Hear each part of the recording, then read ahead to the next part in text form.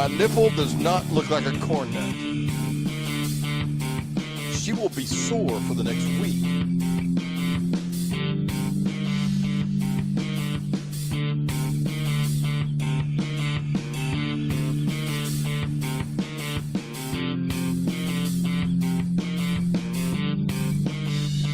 Give it to me, Lance. Give it to me, Lance. Push, push. Give it to me, Lance.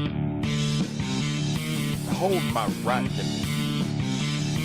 I'm not pulling it out here. I might later.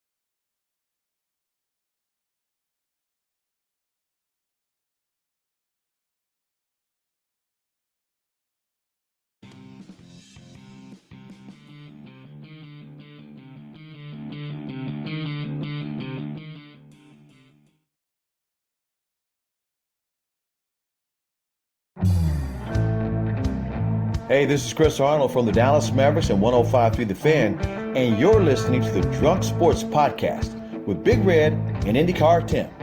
Talking sports, current events, guy stuff, and everything in between. Now open up a cold one and drink along, because they are here.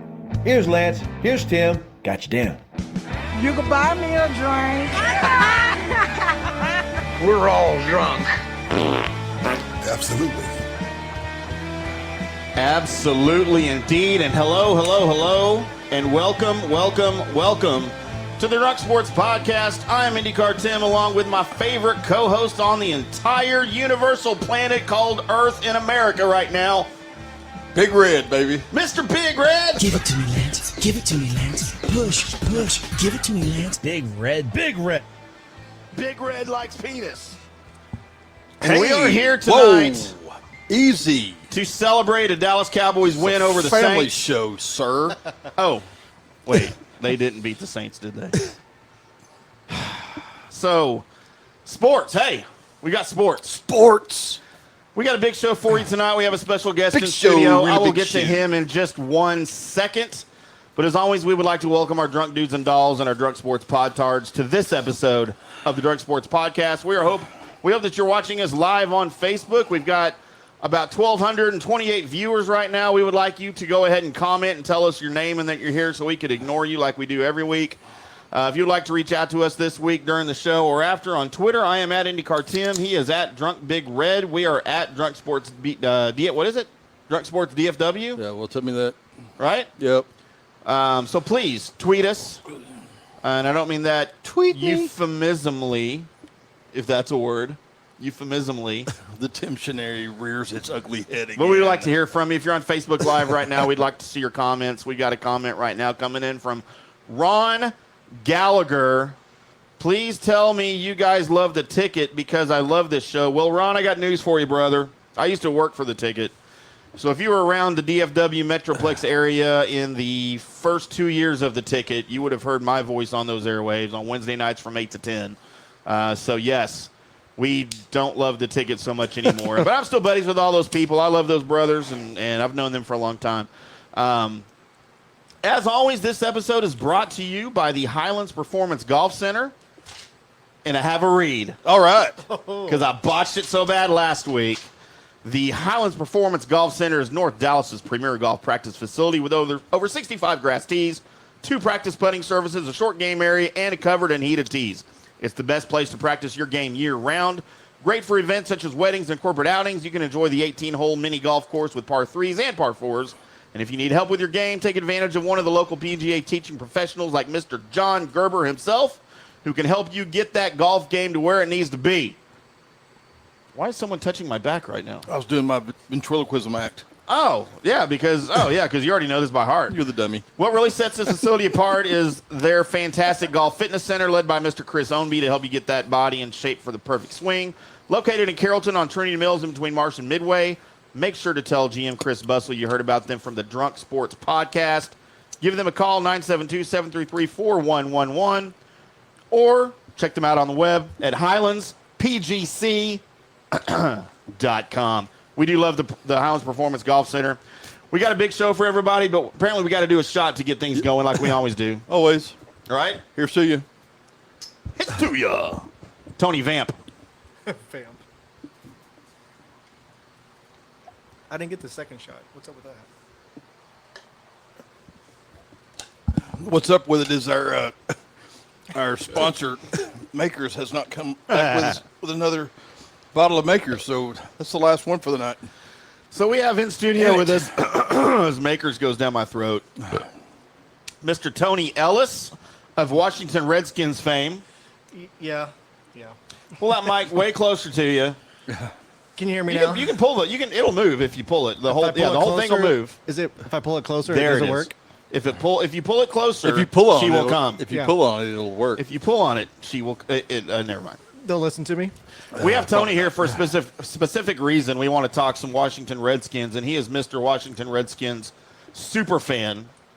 And we're going to get into some Redskins talk a little bit later during our Around the NFL, because I have many, many issues with this thing called the Redskins Ring of Honor, Ring of Fame. Ring of Fame. Damn it. See, that's the first thing is it's named something different, and I don't like that. We're going to get into that with him, but we wanted him to come on and talk sports with us because it's funny. Tony and I, we hang out. We go to the bars. My wife's usually there, and you and I will kind of pair off, and we'll just sit there and just start rambling and talking sports to the point that she literally We'll walk away. will look at us and walk away because So she does the same thing with y'all as she does with us. yes, and the same thing with me and Lance. We'll be sitting there just Apparently, she likes me a little bit more because she hangs around a little longer. not with me and Tony talk. She just walks away. Yeah, she definitely walks away, no doubt. So yes, so we're going to get into some Tony Ellis talk later. Tony, why don't I didn't want you to plug who you are and what you do though briefly. When I say briefly, let's say 4 words or less. I am Tony Ellis. I am Tony. I have been in Texas 20 years. And All right. Thanks for Why are having you me a on. Redskins fan? Well, I grew up in the 80s, and in the 80s, they were in 3 Super Bowls, so I became a fan. Grew up in Illinois, so everybody was so Bears you're fans. Can you you're name- an old school bandwagon. Can you name the 3 starting quarterbacks for the Redskins Super Bowl teams in the 80s? Theismann, Rippon, Ding! Doug Williams. Ding! There it is. Yeah, I thought I'd stump you on Doug Williams. Yeah. So So I became a fan. Growing up in Illinois, everybody was Bears fans. I wanted to be different. And then I kind of stuck with them. Man, the last 20 years has been tough. I'll tell you that. well, I can only imagine. What year did little Danny Snyder buy the team? 99. Well, there you go. So literally 20 years. Yep. 5 winning seasons in 20 years. Well, you know what they're And we don't see any what coming they're shortly. what they're ranked in the latest power rankings. I mean, they had a Well, bye we're doing last power week, rankings, right? but we're not going that far back. So what are they? Probably 32? 32? No, Probably. they got to be in front of Miami. 31. Yeah, they got to be in front of Miami. Sweet, and they play in a couple weeks. I can't wait for that game. Hey, you're going to get a win. Well, that's Maybe. the play. You That's think? the play. That game is for the number 1 pick. Because that will be the only win for that team. Yes. I think the Redskins will win a couple. Yeah, 3 and 13. The Redskins will win a couple of division games. They always do. They won't win division games this year. Yeah, they will. Who are they going to beat twice? The Giants and the Eagles? Because they ain't beating the Cowboys. You know, when the Cowboys Redskins get together, the worst team Dude. usually wins. Yeah, that's true. It doesn't matter because all those games are rivalry games, and you can never count anything out when it's a rivalry game. That's why You just never know. You don't place bets on rivalry games, man, because you never know who's going to show up. No, it's a little ridiculous. But you know what? So as a Redskins fan, do you consider the Cowboys their biggest rival in the division or someone else? Oh, no. It's all about the Cowboys. Is it? Always has been. Because as a Cowboys fan, I kind of consider the Eagles more of a rival. Like, to me, that's a bigger – but maybe that's because the Eagles have won more recently. I think that's it's more competitive. I think that's a more recent timeline type deal. I think, yeah, because in the 90s, I mean – Because in the 80s, it was the Redskins. Yeah. When the Redskins were winning Super Bowls, and the Cowboys were fighting at the top, that's where the fight was. in the 90s it became pretty big, too, when you had every other year is either the Cowboys or Redskins winning the division, going to the Super Bowl. But over the last 10, 15 years, it's been the Eagles Yeah. and the Cowboys, not so much of the Redskins. Agreed. And I'll tell you this thing. I do hate the Eagles more than I hate the Redskins. That's why I I'm don't here. like the Redskins. I hate the Eagles more than I hate the Redskins. Yeah. Giants. If I had to power rank my teams in the NFC East, it would be Cowboys, Giants, Redskins, Eagles. There's been some Redskins teams that I liked. Yeah. Yeah. I think I would agree with that. Agree with that Yeah, I agree with that. for the most part because there's just Eagles fans you can't like. You're talking about fandom. I mean, God, they suck. Dude. human They're the being. worst I ever. just They're just miserable human. That whole city. I hate the entire city. I love City the city of of brotherly Washington, D.C. hate. I love the city of Washington, D.C. The history, the patriotism, the center of our country. I love. As a matter of fact, here's a funny story. As a little kid growing up, I used to watch the NFL with my dad. Yeah. Washington Redskins. I can remember asking my dad, is this Washington State or Washington, D.C.? Because I honestly didn't know. I was like 8 maybe. He's like, D.C. And I can remember like it was yesterday, because I'm sharp as a tack, motherfucker. I will tell you that right now. tack that's been run I over can the remember at the street time four or going, five times. oh, okay, I think I could like that team. Of course, then I got older and realized, wait, they're still a division rival, and fuck the Redskins. Yep. But the fact they play in D.C., which is one of my favorite cities in the country, you know, if I moved somewhere in the vicinity, I could see myself being a Redskins fan. If I moved to Philly, there ain't no way I'm being a Philly fan. If I moved to somewhere in New York, I can see myself being a Giants fan. I could see we had to ever move to Philly, I could see myself being dead soon. Funny story about Gunshot that, though. wound. As you moved closer to D.C., there's less and less Cowboys fans. Of But course. as you move closer to Texas, there's more and more Redskins fans. I figured that one out. That's going to Yeah. make my head hurt. Okay, next topic. No, I get it. Well, let's get into some Redskins talk a little bit later and around the NFL. I have some issues with their ring of fame. Yep. Almighty. But let's talk about that big Cowboys win over the New Orleans Saints on Sunday night. Yeah, well, you're not talking about the same game we are. Yep. Then they woke up. And So, yes, the Cowboys were defeated by a superior defense, oh, yeah. by the way, on Sunday night.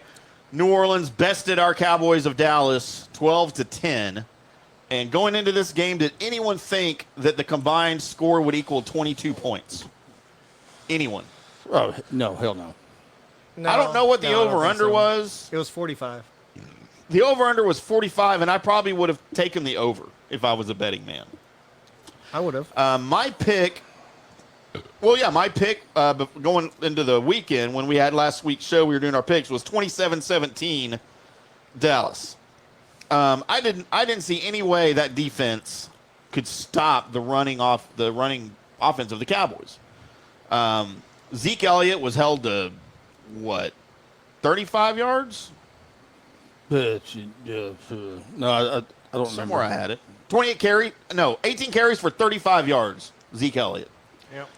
But you know what? After watching that a little bit Blistering more, 1.9 Hold on, yards. Tim. Let me ask you this. You picked 27-17 Cowboys. yeah, And that's because of you didn't think Bridgewater was going to win that game, right? Well, I didn't think the Saints' offense Because of would Bridgewater. win that game. No.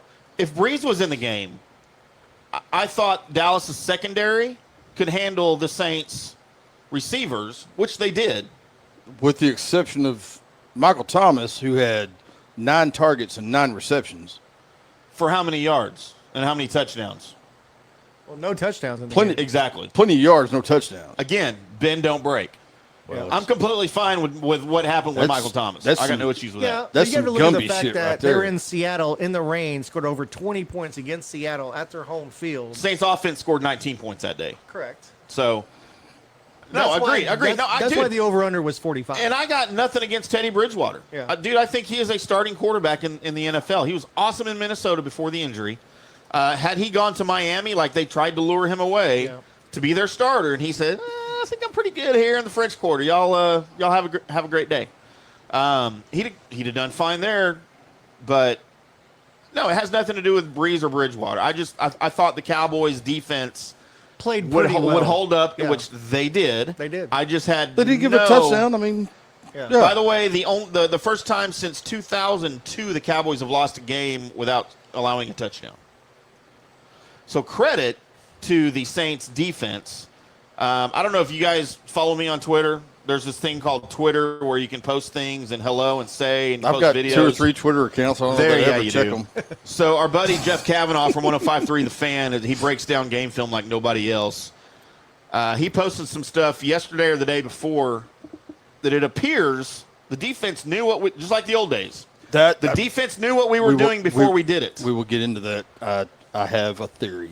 And Ooh, there were very several interested. plays that he posted screenshots of on Twitter that I reposted. I have a theory. Where you have a safety coming off of your slot receiver before the snap, the corner coming off the slot receiver Yeah. before the snap, And the which safety- is the fine safety when it's a corner blitz. The safety never came down to cover when that up. happens, the safety comes down to cover up that slot receiver. He never came down. So you that wanna- tells you they knew it was a run. You want to know my theory? You want to do it now or whenever you wanted to do it? I don't know when I want to do it, but we're talking about it. Yeah, well, we're talking Let's about the talk game about right it. now. Let's talk about So, my theory, Oswald acted alone. for 3 weeks, One bullet. everything was fine. Everything was fine. The offense was fine, was running good. I believe that Jay Jeezy got in the ear of our young OC and said, look, son, we can't be outcoached this week. Yet they were. I think I'm going to pull a little bit of this, and I think he interjected some of his shit into it, and it became, dude, that was the same offense as last year. What was played this past week, was the same shit we've seen. Not the last 3 weeks. It's the same. And I believe that Mr. Garrett interjected himself into the game plan, and that's what happened. I don't know. Just a theory. I don't think that's a bad theory. I have a theory. Well, you're a Redskins fan. Well, I still have a theory. Okay. The theory is when they lined up behind center, they were running. When they were in shotgun, they were passing. And that's the same offense they ran at Boise State. It's the same offense that they've done for the last 5 years. And the fact that they played the first 3 games against the first 3 worst teams in the NFL, they weren't prepared for the Saints. I always forget to play our music under this. I don't think they were prepared for the Saints. I think the offensive coordinator, as young as he is, wasn't prepared for it. I don't this think week Kellen will be different against the Green Bay Packers. I was fixing to call him Kellen Winslow. Junior or senior? Let's clarify. Yeah, it's Junior. No, not Junior. Junior's an idiot. He's an idiot. Well, he's offensive coordinator, so. But Kellen Winslow Jr.? I'm talking about the offensive coordinator. Kellen Moore. Yes. Okay, yeah. Kellen Moore. But I mean, it was awful, man, and it was hard to watch. And once they did get things rolling early in the second half, then they went right back to the same shit. And whenever you don't, well, the play calling, the whole game plan was off. They were again run that's first. That's why I think Mr. Garrett interjected himself into that damn game plan and changed shit up. I heard because it was nothing like what we'd seen the first 3 weeks. So That's the true. Cowboys were totally I agree with stymied by the New Orleans defense, and I think the noise in the dome had something to do with it. For sure. Dallas didn't even act like they wanted to go 4-0. The one bright spot of the Cowboys defense was Van Der Esch, who kept the Saints' running game in check. He shadowed Kamara And Quinn. everywhere Quinn played pretty Kamara well, went. too. Quinn played wonderfully. Yeah. Again, no issues with the defense. Yeah. Not allowing a touchdown. Kamara had 17 carries for 69 yards. 70 carries or 17 carries? 70 carries. 69 yards. 17 carries, 69 yards. Ooh, wow. Van Der Esch was there on every run. He went backwards. There goes apologies and corrections for that. The Dallas Cowboys offensive line had a terrible night against Thank you, Tony. at the time, 26th ranked Saints running defense. I don't know how that adds up. At the time, the Cowboys, whenever you know the play is coming, what play is coming, third. dude. If we knew what play was coming, me, you, and Tony could have been on that defensive front.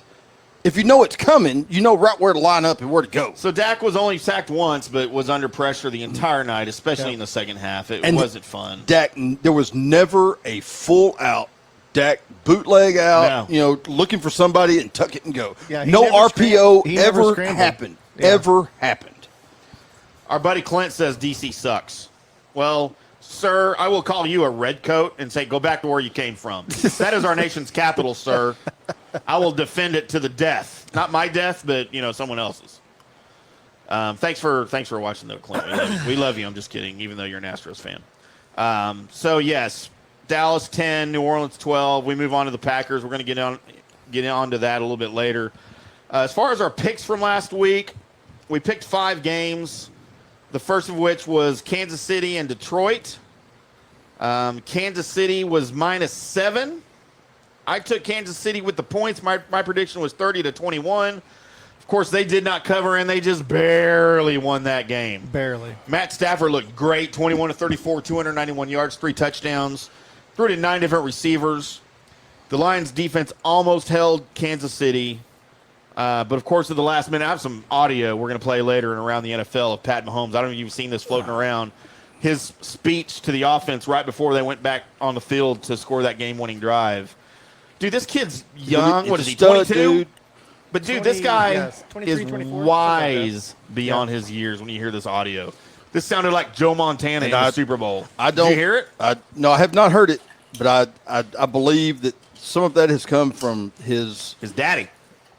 His sports past, but that it's that having that daddy on the backside, talking and being in the positions that he's been in, probably talking to his son that same way before he would go into a game and being able to talk him up and to get him ready for that situation. And he's able to pull that off, man. So we'll hear that audio and around the NFL, dude.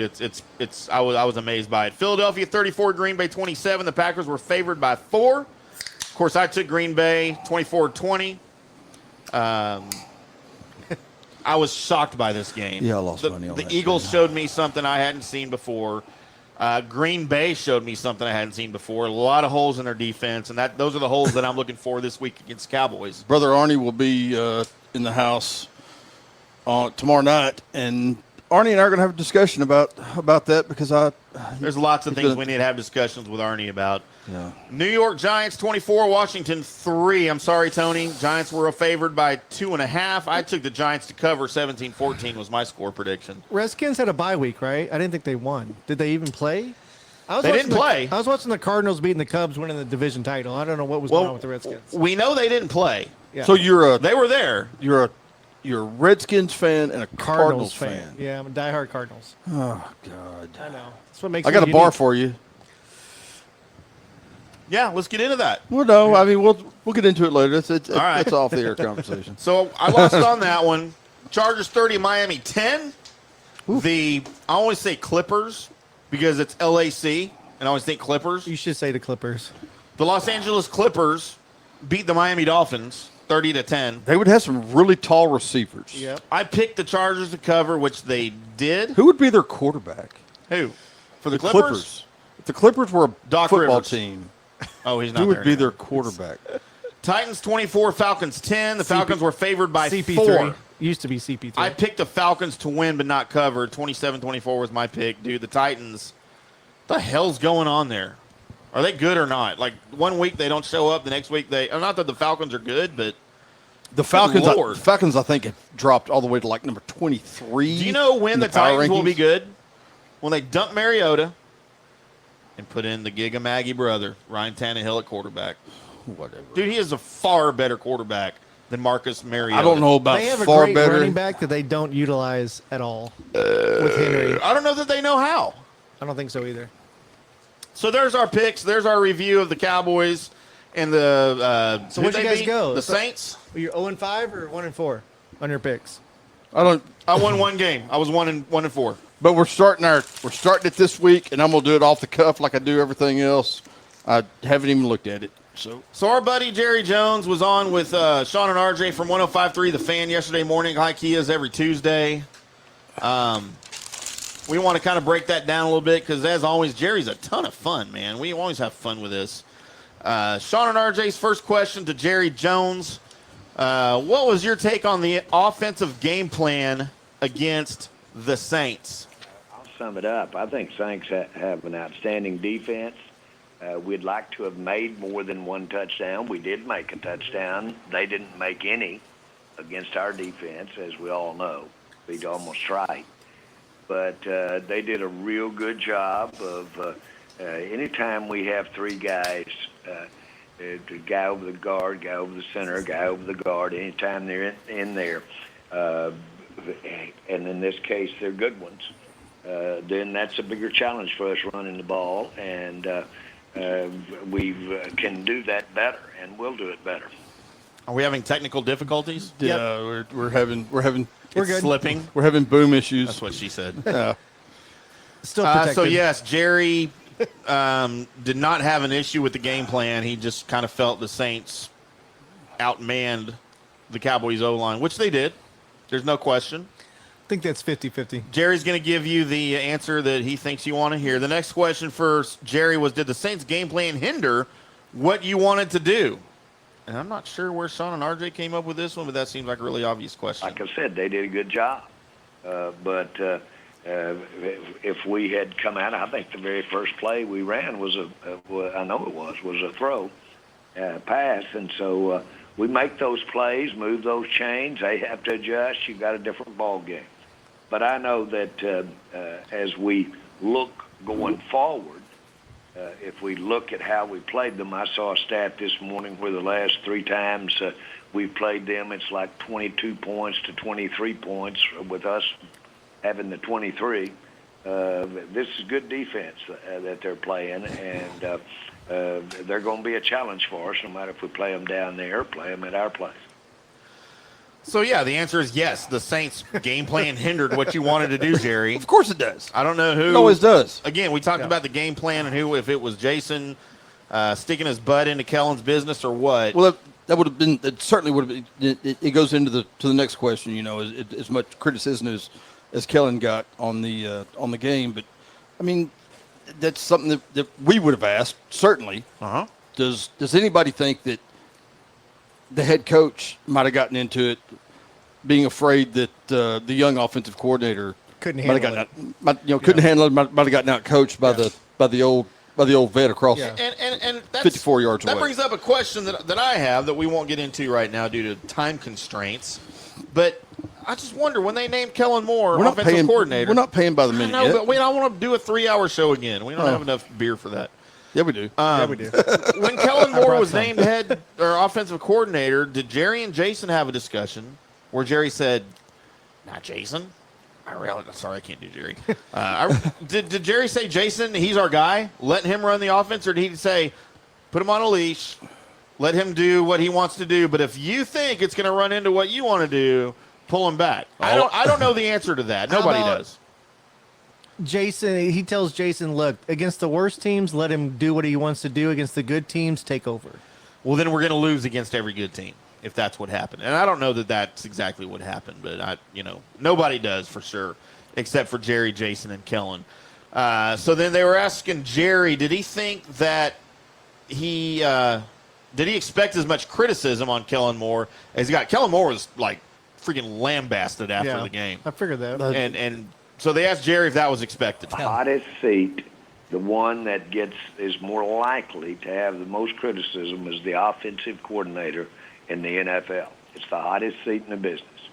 And, boy, when that ball's when it doesn't work and you don't get the win, then get ready. They're going to be coming for you as a coordinator. So Kellen knows this. His head coach knows it. I know it. And that still doesn't mean now that you don't come in there and improve on how you got ready to play. That game we played against the Rams last year changed a lot of things for us. That's when we decided that we wanted to do some of the things you're seeing right now, was that Ram game. So you're supposed to make adjustments when you don't get it done. So, yes, adjustments. Kellen might be criticized for not making adjustments. We don't know if he made adjustments. Everybody talks about halftime adjustments when you're losing the game or playing poorly in the first quarter or the first half. But then you have football people who say halftime adjustments aren't a thing. We make adjustments throughout the game. We make adjustments series to series. We make adjustments play to play. They do. Yeah, we might discuss things as a team at halftime, but those adjustments have already been made from play to play, quarter to quarter, series to series. Whoever made these adjustments, they didn't work. I agree to the fact that they're professional players with all the media they have. They do make adjustments series to series. People are watching that stuff upstairs. They're making minor adjustments play to play. They're making a little bit bigger adjustments series to series, but the big adjustments are made when they can sit down with the whole damn team, talk everybody face to face. Those big adjustments are made at halftime. Always have been, always will be. So you think those adjustments are bigger, talk more about it at halftime? Absolutely. Okay, so I didn't play football. I played flag football, so I didn't play football. You did. Yep. High school, college, you played 3 years with the Green Bay Packers, 4 years with the Cleveland Browns. Did not. So in high school, Browns your or Ravens? coaches. Was it Browns or Ravens? Nice. Shut up. You go into halftime. You gotta talk about Hey, how- so answer me this. So at halftime, it's the team and the coach, right? The coach Correct. is just up there yelling at the team. They can go into little huddles. We- at yeah, halftime. we- With your position coaches, your coordinators. Depending on where, I was on a very small team. We had 20, Played 8-man, right? We had 22 people on the entire varsity football team. So, if where the bigger problem was. Was there a face mask back then? I'm just curious. Dude, unplug his shit. Unplug.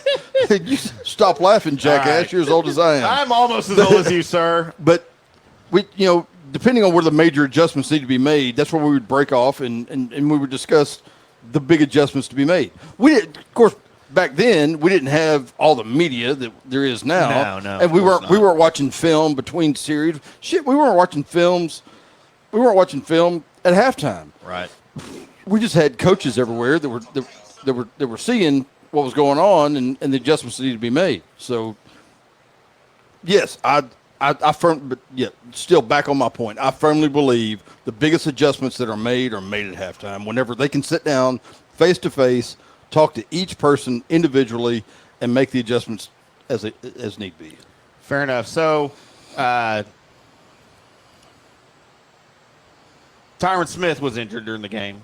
So, of course, the last damn series. They want to know what was going on with Tyron Smith. Well, we got the best news we could possibly get.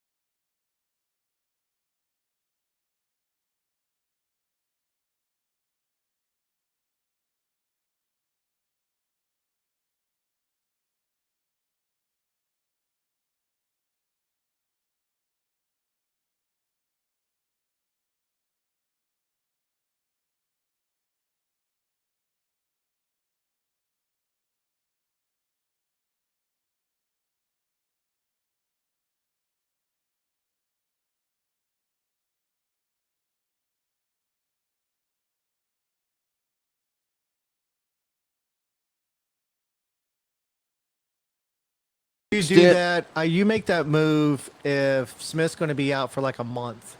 If he's out a week, I don't make that move. He's going to be A month or two, like 5-6 weeks, I make the move. But if it's 1 or 2, I don't make that move. Yeah, I'm Well, thinking you're he's playing the Packers, who it may come down to a tiebreaker for a playoff spot. True. So it's an important game. You're not, I mean, I get it. You don't.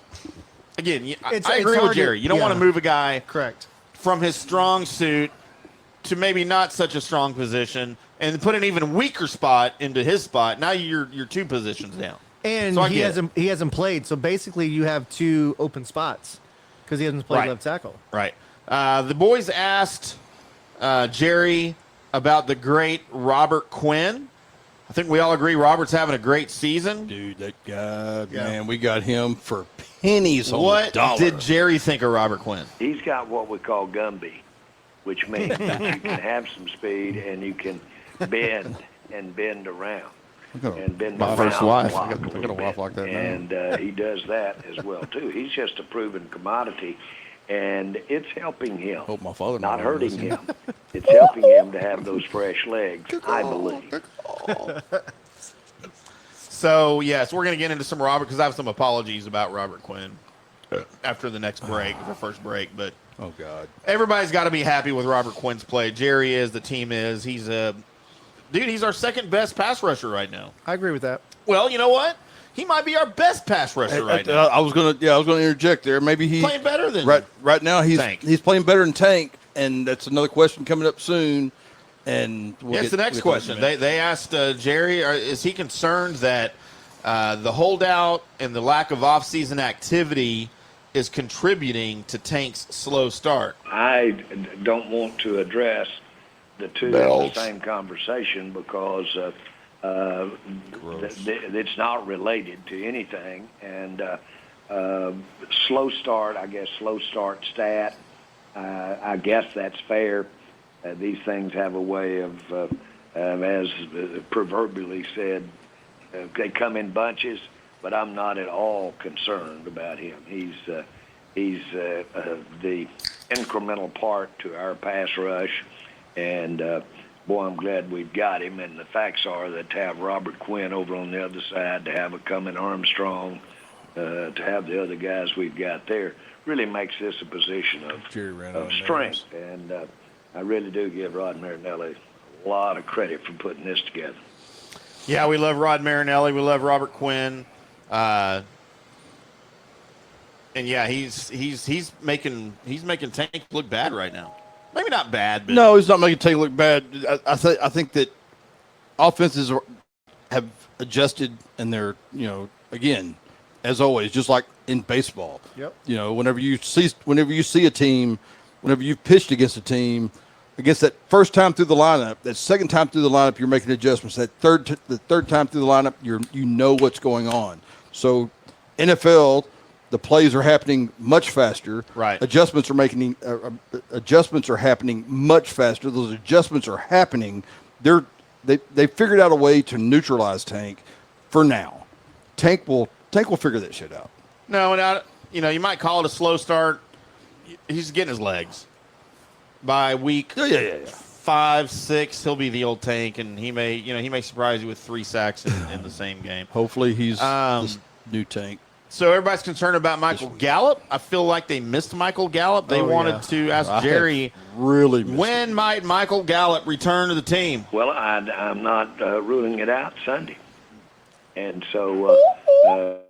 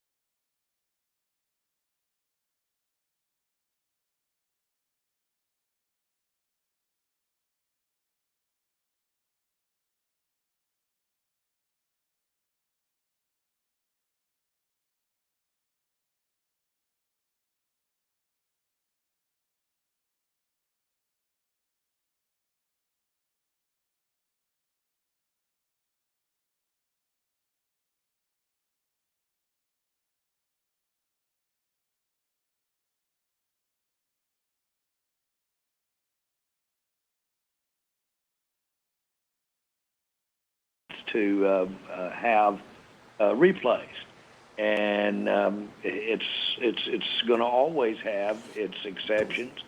And so the old adage, which is worth to have reversed a play called right, or to have not reversed a play called wrong. My brain hurts right now. I changed my mind on that on 3 different votes. Jerry's good at that. He still So, does. what's the point in having replay if the correct call isn't made after viewing the fucking replay? What's the point? Do you know why Dean Blandino left the NFL? Because he got lambasted for screwing up Dez's I catch. mean, he did, but he said it was too stressful to deal with the existing status of replay. Oh, and poor where it baby. is. You know what? You are an official We should get Dean on. in the NFL. You aren't dodging bullets for a living. You want stress? Oh, he Dodge is. a damn bullet, They're damn it. rubber bullets. I don't give a shit. It ain't right. It ain't life and death. Oh, Lance is about to go on a rant. Fuck off. Oh, here we go. No, I'm shutting up. Here we go. Corn nuggets. And then to finish off the interview, Hold my right nipple.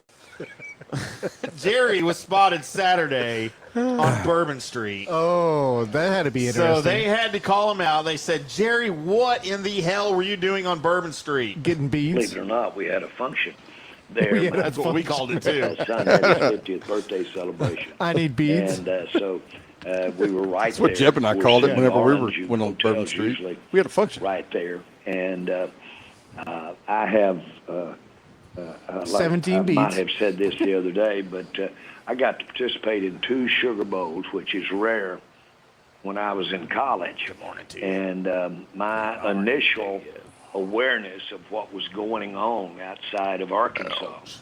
I was not from a small town, but I sure wasn't from Dallas or New York or a town like that. But my coming out as a young man Well, really happened in New coming. Orleans. coming out. Save Back that. many, many years ago when I was down there with the team before the game as a red shirt and as well gonna as say Redskin. getting to play He almost did. in the Sugar Bowl. Jimmy Johnson and I both played in the same game, same team there in the Sugar Bowl. Coached by I have Barry a Switzer. long background with New Orleans. New Orleans feels like football to me. It's exciting in the fall. It's exciting to have all the fans out congregating like that. And so I really do get in the football mood when I'm in New Orleans, and I can't help it. I like to Quote, walk unquote, down that massage. Bourbon Street. So there he is, Mr. It's Jerry Jones. Sir, that's Your- Jerry Jones, not Robert Kraft. Slow your roll. They're the same. Your, No, they're not. Remember the Head waitress? Remember the waitress Jones liked? your head coach He's in the building. of the Dallas Cowboys. Fuck me. And Yeah. Great idea, Lauren. so we enjoy listening to his audio every week. He's on with Sean and RJ at 105.3 The Fan. Full credit to them. And Yes, thank y'all. full Thank y'all. Thank you to the station and Gavin Spittle for sending us that audio every week so we can break it down and make fun of it and have it on our airwaves here. We appreciate that so much. Kind of legitimizes what we do here. We're going to break. We are Little going to take a break as soon as I can find the commercial, and we're going to be right back. You guys are supposed to be talking No, while I'm doing this. We're just watching because Dude, it's awesome. we're watching the moths fly in and out Got of your it. mouth.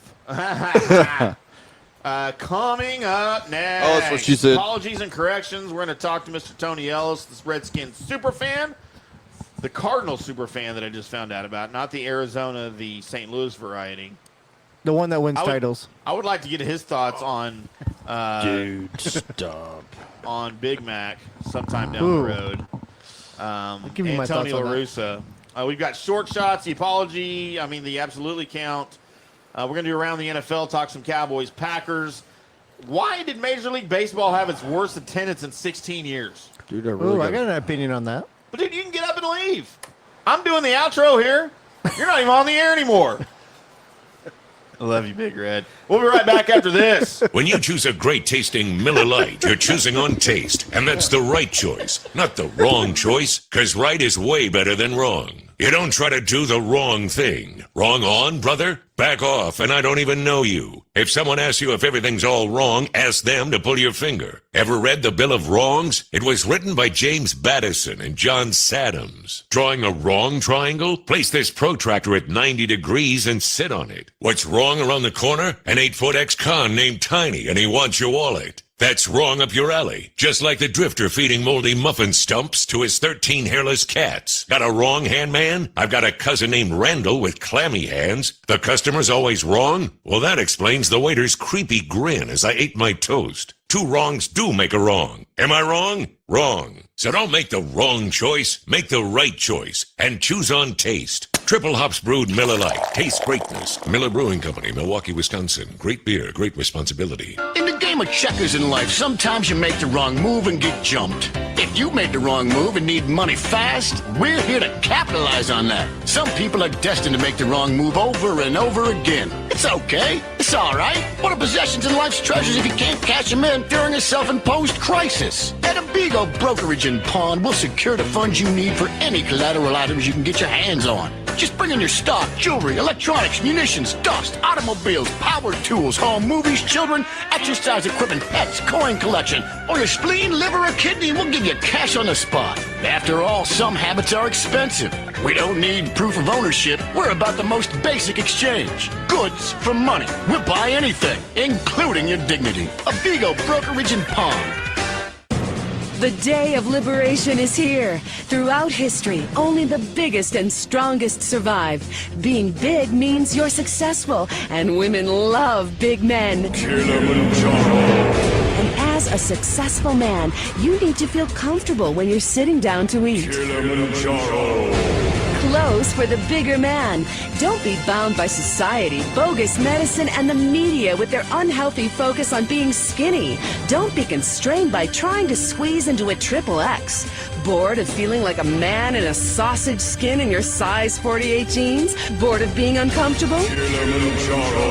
Kilimanjaro, the clothes shop for enormous men. We're fighting to end hunger. Yours. Hi, friends. It's Chris Bussell, General Manager of the Highlands Performance Golf Center in Carrollton, Texas. The Golf Center is North Dallas's premier practice facility, with over 65 grass tees, 2 putting greens, a short game area, and covered heated tees. It's the best place to practice your game all year round. Come see us in Carrollton, Texas, off Trinity Mills Road, halfway between Marsh and Midway, or visit the website at www.highlandspgc.com. Now back to Big Red and IndyCar Tim.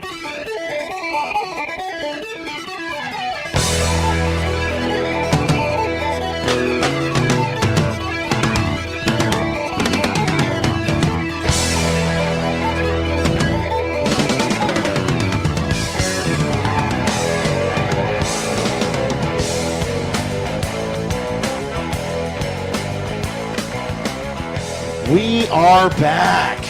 Kinda. As Johnny Carson said, We're back. for 150,000 years on NBC television after 10:30. Drunk Sports Podcast, IndyCar Tim, Big Red, and Tony Ellis. What do we say we're going to call Tony? Tonto. IndyCar Tim, Big Red, and Tonto. Oh, Jesus. With you tonight on the Drunk Sports Podcast. Everybody on the show needs a nickname. Tonto.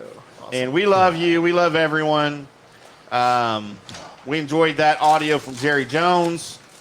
Time to get into some shout-outs, and the only shout-out we have is one that I've already given to Mr. Tony Ellis. I hit it. You hit the chord. Kind of. I kind of hit it. I haven't hit you. Kind of like my first wife. I kind of hit that. Kind of.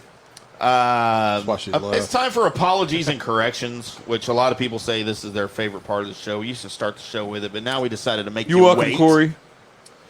Mr. Corey Majors from. Oh, you didn't even come close. No, if I'd have hit it with that. Yeah, that's what they all say. If I'd have hit it with this. Like corn nugget. My nipple does not look like a corn nugget. Corn nut. It's time for some apologies and corrections, and both of us have things to apologize for. I do? Yeah, you do. Oh, shit. I'm first, though, because I could not remember that Robert Quinn is the defensive end for the Cowboys Let's see. I refer to him as Gregory Quinn Jesus. and Robert Gregory on the last broadcast. At least you didn't call him Gregory Quinn, medicine woman. No, but you just did. We love Robert Quinn. I would never want to. What do you call that? Diss him? Is that a thing? Or is that 90s? Throw I shade don't on want to him. diss him. You don't throw shade on him. God damn You don't throw shade on him. And Gardner Minshew does not play for the Panthers. He plays for the Jaguars. Told you.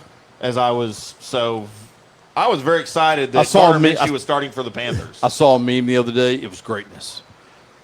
Gardner Minshew's picture, and it says, when Gardner Minshew was born, he drove his mom home from the hospital. Gardner Minshew's a badass. Dude, he's. I do love me some Gardner Minshew. There was a lot. I remember whenever they were at, whatever game day was at Washington State, there was a lot of signs from women asking for mustache rides.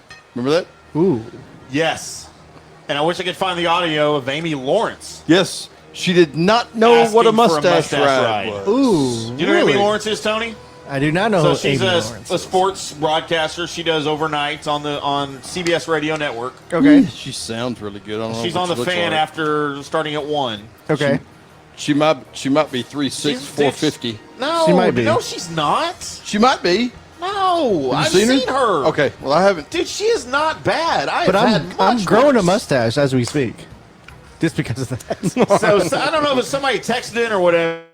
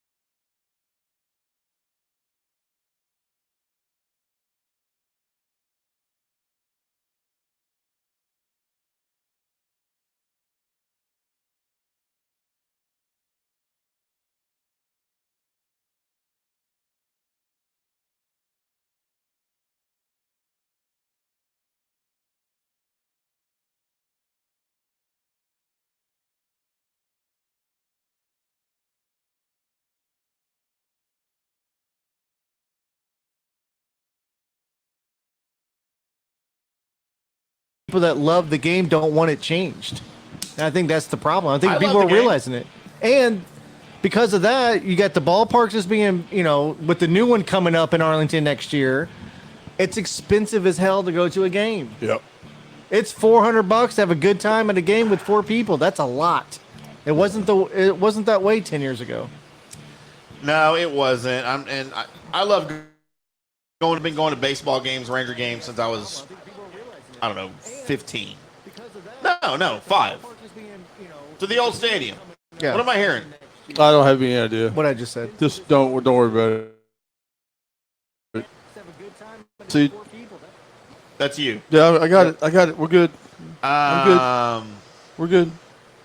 There were 4 100-loss teams in 2019 and 6 more teams that lost 90 games plus. Most of that losing was due to rebuilds, which have not prioritized spending money or winning at the major league level. All of that bad play led to extreme competitive imbalance and almost non-existent pennant races.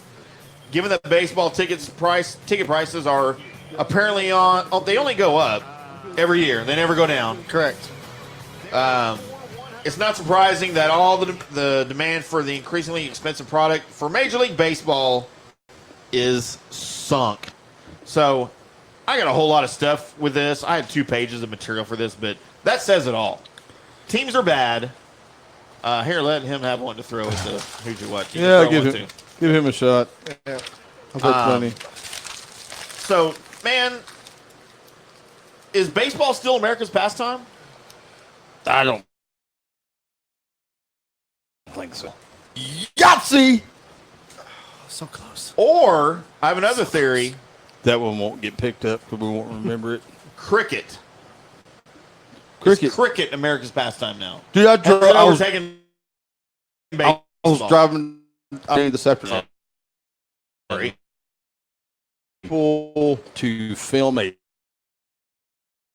polo match. Where? Polo field, 7 still there. Yeah. Those were there 50 years ago. They're There's there. a road right there now. Still there. That's disturbing. The dude. king and queen touches it. That thing, but disturbing. So,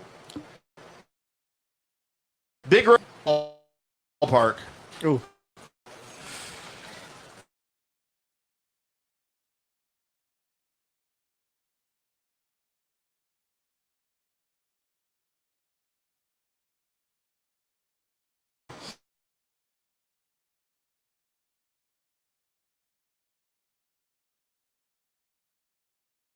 A little bit loud. When I had, not into the final, didn't really first weekend. I did go to the first series. I've been going since it was not last week. Come on, these that the ballpark's going away. We never won a World Series. We never won anything. We went further than any other Ranger team did. Hashtag Cardinals. But then, Dude, I'm fixing to knock you the fuck out, I swear to God. Rangers should have won that series. By They the should way. have. I was rooting for the Rangers, actually. So, but in the meantime, since last week, I've been doing some recollecting and reminiscing. And Now you want a sports cry? I sports cried a little bit last night. No. Watching some shit on YouTube. I went to YouTube Hell, all about Globe Life Park, or as it was originally called, ballpark in Arlington. the ballpark, the unceremoniously named the ballpark in Arlington. That was Which is the greatest name, I embarrassing. think. That was embarrassing. I love that name. No, it was great. It's great. Just embarrassing. like AT&T used to be called Cowboys Stadium. No, that's all. The ballpark in Arlington is not a professional stadium That's name. all it needs to be, man. And I remember when they announced the name. It's classic. Tom Schieffer went on TV and said, "Oh, well, when you're hanging out at the stadium, what do you tell your buddies? Hey, I'm at the ballpark. If you're going to announce where you're going to your friends at work, what do you say? Hey, I'm going to the ballpark. Oh, it's great. We're the ballpark in Arlington." I was like, "It's great." God, I'm embarrassed to be a Rangers fan. No, it was a great name. No, it was, dude. I love that disagree. name. It was not a great name. Hey, Tony, are you available every Wednesday from now on? Because I can fire his ass every week. So if I say Mr. Ranger, y'all know who Mr. Ranger is. Tom Grieve. Almost poked you in the eye. So Tom Grieve posted this through Fox Sports. This made me sports cry. I realized through the last week, every one of my 6 children that I know of saw their first ever Major League Baseball game at the ballpark in Arlington / Globe Life Park. No, you said it first. I noticed my wife, Lauren, my beautiful bride, the mother of my most recent 3 children, reminded me and showed me pictures of our youngest, our 3 together, from the ages of 7 weeks was the youngest to take to a game. 7 weeks old, we took him to Ryder took him to a Ranger game. Pictures next to the Nolan Ryan statue out in beyond Greens Hill. Center field. So, well, Greens Hill's past center field. Yeah. So, okay, I'm about to play some audio here. So, are you? Yeah, that's why I was bringing you down. About to play some audio here. You're always bringing me down, son. You're always bringing me down. And then, of course, Mr. Ranger Tom Grieve decided to post this garbage.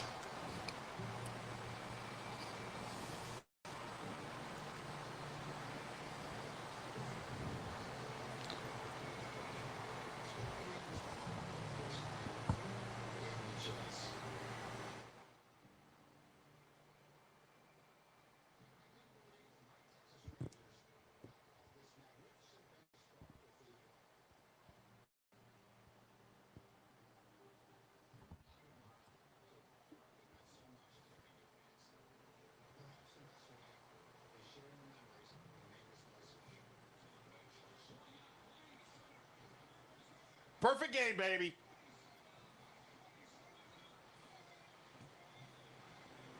Mark Holtz.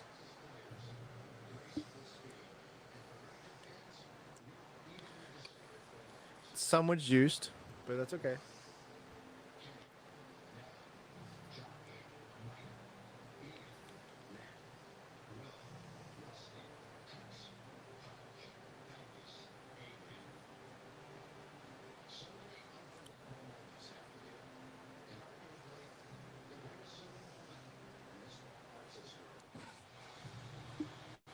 Fuck you, A-Rod.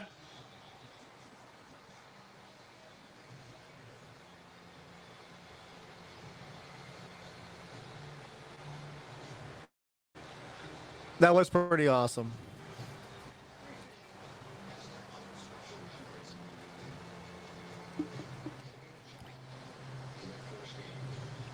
And there it is.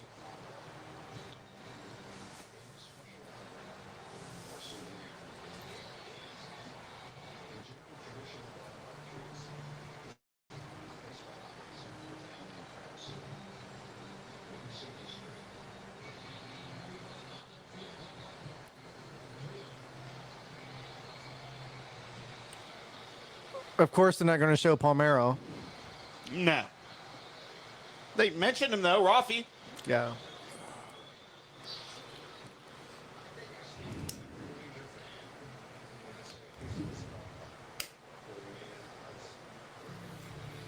It's one of the best ballparks I've ever been to. I've been to like 12.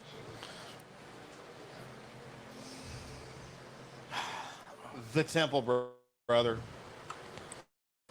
Yes, and when I watched that, I realized, Holy Mother of God, I'm going to miss this place. Because before, I was extremely indifferent. Eric Nadell, the radio voice of the Texas Rangers, had a very similar video that he did last week. But it wasn't nearly as touching. I remember when Tom Grieve played. Yeah. I remember when Tom Grieve was the GM. Yep. And love him as a broadcaster. Oh, he was great. Mark Holtz. And hearing Mark Holtz's voice, I mean, again, you know, the greatest thing as a Ranger fan you could ever hear whenever Mark Holtz was around was, and I just Josh was pretty good. I love Josh. Was great. I still, you know, he's play-by-play for the A's now. Or he was the Mets and the Chargers. Right. I don't know what Josh is doing. But dude, yeah, he was. It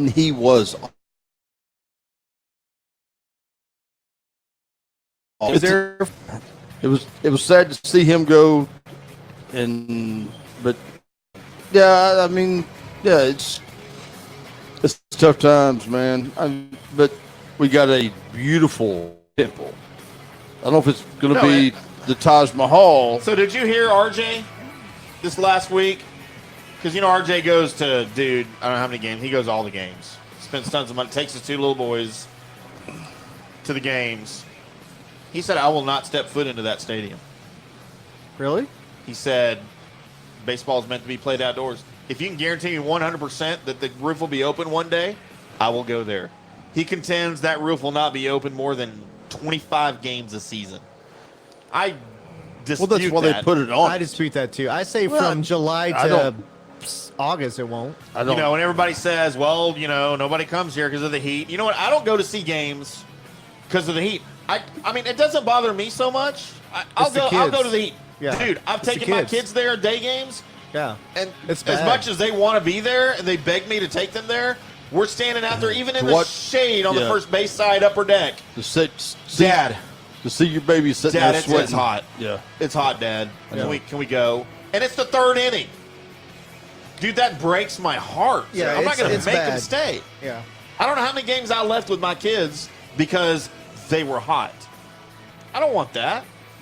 So, yes, I welcome Globe Life Field and the air conditioning. But at the same time, if RJ says that he's not going to, he will not go in there unless the roof's open. There's hardcore baseball fans that believe baseball is meant to be played outside. No, and you know what? And I'm one of those. Me too. Because I played it outside. Football is meant to be played outside. But at the same time, if you want me to go watch on a regular basis, I'm not going to sit there and sweat my ass off. No, I'm a purist, but dude, I have no problem with this new stadium, and it's going to be grandiose. You want to challenge that? No, it's no. A Mets fan has suing the team after being hit in the face and nearly blinded by a T-shirt cannon. Wow. Being a Mets fan is pretty painful already, but it's particularly brutal of late for one longtime Mets fan that is suing the club over an injury sustained at Citi Field. Alex Swanson, age 54, is a Long Island native who allegedly had a violent run-in with a T-shirt cannon at a Mets game this June. Now he wants the team to answer for his anguish. Swanson attended a Mets game June 5th against the Giants, and during the game, one of the team employees accidentally shot him in the face with a T-shirt launcher. So he waits 3 months and say, hey, by the way, you guys are not in the playoffs. I want money. I believe it addresses that. According to the New York Daily News, Swanson says the cannon malfunctioned, and as the worker tried to fix the issue, a tightly wrapped T-shirt was blasted straight into his eye from 20 feet away. That was a good shot, by the way, from 20 feet, a T-shirt into the eye.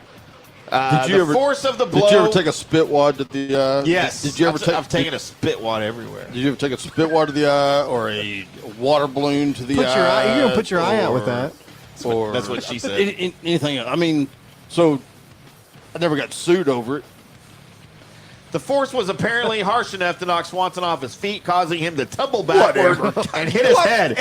He says he was knocked unconscious. Whatever. Wow. Whatever. Man, it's a Security and medical personnel came to Swanson's And aid he woke up October 2nd. and brought him to a nearby medical station. He declined to be transported to the hospital because he was conscious and could see out of the eye despite some obvious swelling. Plus, the Mets were working on a 6-0 shutout at the time. Oh, I can't miss it. I can't miss the show. After the game, Swanson's eye issues apparently persisted, and he elected to go to the hospital. A CAT scan was performed, and the next day, according to Swanson's lawyer, the results found that the fan suffered a concussion and significant eye trauma. His retina was allegedly almost completely severed and hanging by a thread, which could have left him with permanent eye issues. Is that like a medical term? Your eyes hanging by a thread? Is there not shit on a ticket that tells you the team any has not injury that happens publicly on the lawsuit? Is there not shit on a ticket that says any injury that happens to you while you're here is not our fucking Big fault? Red and Tonto, how much would you pay for a beer at a ball game? I've paid $9. exorbitant amounts of money for beer. $9 What do you for say a 20 exorbitant? ounce. Big Red, how much is exorbitant? If you were asked to pay $14 for a beer at a ball game, would you? How big is it? No. Let's say a But 40-ounce beer. I'll do 40 ounce. A 40 for $14. Oh yeah, for Yeah. sure. Would you pay $54 for a beer? Fuck no. Shut up. Would Does you it come with pay- the lap dance? would Hold you on. pay Does it come with the Yeah, lap did you dance? come- yeah. No, it comes with the game. Well, no, I can't do it. Lap dance and a game. Yeah, I'll do it for that. Would a you 40 pay ounce beer, a lap dance, and a game. $724 for 2 beers Again, lap dancing girl for the night. at a Miami Dolphins game? Oh my God, I better get the no. girlfriend experience for $724. A beer vendor has been arrested after charging a fan $724 for 2 beers at a Miami Dolphins game. Well, who the hell's going to let him get away with that shit? Paying money who's to dumb see enough to do 2019 that? Miami Dolphins play football is already a giant ripoff, but one Yeah, fan first off, you're a Dolphin fan. Hang on, was wait, scammed beyond belief during Sunday's contest against the Chargers. Did Wow. the dumb son of a bitch pay it? Yep. Can I finish? Can I finish? Seems like we've done this before. Can I finish? Can I finish? Can I finish? Can I finish? Can I finish? And The fan checked his bank account after buying 2 beers at the game and discovered he had been charged a whopping total of $724. The beer vendor, Fear bender. the beer vendor beer. swiped the fan's credit card using a personal card reader, not the device that Hard Rock Stadium provides to its vendors, according to a police report. Soon after the transaction was processed, the fan was alerted to the charge by his bank, which came attached with the vendor's name. The vendor, 33-year-old Nathaniel Collier, worked for Rocket Man, a subcontracting company that places vendors at sporting events and concerts, blah, blah, blah. He was not an employee of the Dolphins or the stadium. After the fan alerted authorities, Collier was promptly arrested by police and fired by Rocket Man. Safe to say it wasn't exactly the crime of the century, who had been an employee of Rockman for over a year. He now faces charges of grand theft and using a skimming device. This is funny. Wait As for the fan- a minute. I have the solution to all of this. I'm scared. It's Mr. Florida, man. We're talking about somebody in Florida doing this shit. Dude, It's normal. It's dude, normal. The stupidest people in the world live there. As for the fan, they received a full refund for the purchase, meaning they ultimately got 2 stadium beers for free, which isn't the worst deal in the world. However, you're probably going to need a buy lot more. one for $754. Get 2 free. You're probably going to need a lot more than 2 Bam. free beers to sit through a Dolphins game. True that. A referee was shot in the head by a cannon during a college football game. Did you see this video? Did he sue too? This is a video. Did he sue 3 months An later? official was shot by a cannon while working a Marine Maritime Academy's homecoming football game Saturday against Massachusetts Maritime Academy. I don't know where these schools are or what they do. The cannon wasn't loaded with a cannonball, so it was only an injury and not a decapitation. A Maine Maritime alumnus good brought... for him. Listen to this and tell me if this is not the most unstable thing you've ever heard in the world. A Maine Maritime alumnus brought his own cannon to the game in order to keep up the tradition of firing off a blast for every Who touchdown. the fuck let him in the damn stadium? As far as college football traditions go, this one's pretty widespread. However, VIP. He had VIP. the cannons are usually loaded with blank shells. I can't. This one, I can't, dude. brought I can't. by the alumnus, was loaded with black powder and I quote, a substance that he had made into a wad, unquote. That's what she said. Was his name Walter White? That's what hit the ref in the head. The referee was taken to a local hospital with non-life-threatening injuries. Who let somebody in the damn stadium with a fucking cannon? No, I'm just going to carry it in here, bro. It's just a cannon, man. No, it don't fire. No, really. It's The good. Hancock County Sheriff's Office Can I won that? I Can can't go to won the that? Wait. I can't Here go. we to the, go. Dude. I can't go to the Texas State Fair this week with a knife to protect myself. This sounds like Florida. The Hancock County Sheriff's Office will investigate the matter. And the school said in a statement it will no longer allow random alumni to bring cannons to football games. Which seems reasonable. Oh, I just don't understand the meaning of life today. Yes. We doing another commercial All right. break? We got a commercial right now. Coming up after the commercial around the NFL, the late, great Paul Allen is being honored by the Seahawks. Vontaze Burfict talk. Pat Mahomes audio. Sean McDermott situation. The Redskins Ring of Fame is a joke. Cowboys injury update and NFL power rankings. We will return after this. You know, I finally found a beer I can respect.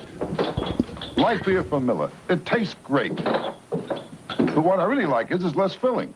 Light has 1/3 less calories than their regular beer. I tell you, I gotta watch myself. This is a tough place. Well, this place is so tough, the hat check girl's name is Dominic. In a place like this, I gotta move fast. I can't afford to get filled up. I tell you, I don't get no respect. Light beer from Miller. Everything you always wanted in a beer, and less. This portion of the show is being brought to you by Ed's all-new chocolate chip cigarettes. The only cigarettes that give you cavities while you're waiting for the lung cancer to set in. Today, there's a beer for everyone. Hey, me and the guys are going out for a beer. You want to come along? Nah, I got a lot of data to enter into the computer tonight. Now, there's a brew for the future. Want me to bring you something back? Thanks, but I got some right here. Microsoft Brew. You got a beer tap on your computer? With a head so thick you can float a mouse on it. Let me get this straight. You make your own beer with the computer? With the right software, you can do anything. Microsoft Brew. Here, I call this one Windows 95. I don't know, it leaves a bad taste in my mouth. And if you gotta get there quicker, try the new ISDN malt liquor. At Miller Lite, we believe if you're not choosing a light beer with more taste, you need to man up, not man down. 'Cause up is way better than down. You don't tell someone sad to cheer down. What's down, dog? A steamy pile. And you just stepped in it. Giddy down, cowboy? You must be saddled on a blind three-legged jackass. Struggling to make down your mind? Let me help you. Yes, wear pants today. Looking for a down-and-coming neighborhood? Try Cell Block 4C. Great view with lots of bars nearby. Got a job at a start down company? Let me guess. You slap buckets on a street corner. Getting pumped down for your big party? It's in a chat room and the only guest is Bernie, the 67-year-old retired clown. Oh, and your girlfriend's not wearing a push-down bra. It's called gravity, Isaac Nitwit. Can I be down front with you? All this down talk is bringing me down. So don't man down, man up, and choose a light beer with more taste. Triple hops brewed Miller Lite. Taste greatness. Miller Brewing Company, Milwaukee, Wisconsin. Great beer, great responsibility. Hi, friends. It's Chris Bussell, General Manager of the Highlands Performance Golf Center in Carrollton, Texas. The Golf Center is North Dallas's premier practice facility. With over 65 grass tees, 2 putting greens, a short game area, and covered heated tees, it's the best place to practice your game all year round. Come see us in Carrollton, Texas, off Trinity Mills Road, Midway, or visit the website at www. Now back in IndyCar Tim. Hey guys, it's Gavin Spittle, the Hockey Hawk of 105.3 The Fan. Every time I listen to the Drunk Sportscast, I want to drop it. That's how good this show is.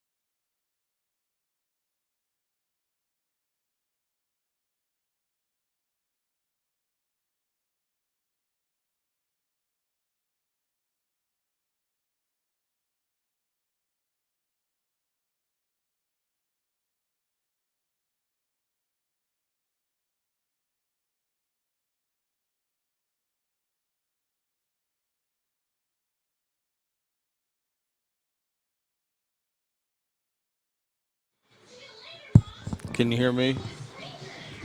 Can you hear me now? Do it again. I can hear you.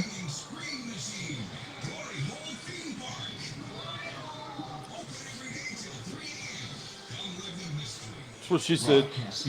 From Studio 69 at Casa Lasso Grande, you've got Big Red and IndyCar Tim and the Drunk Sports Podcast.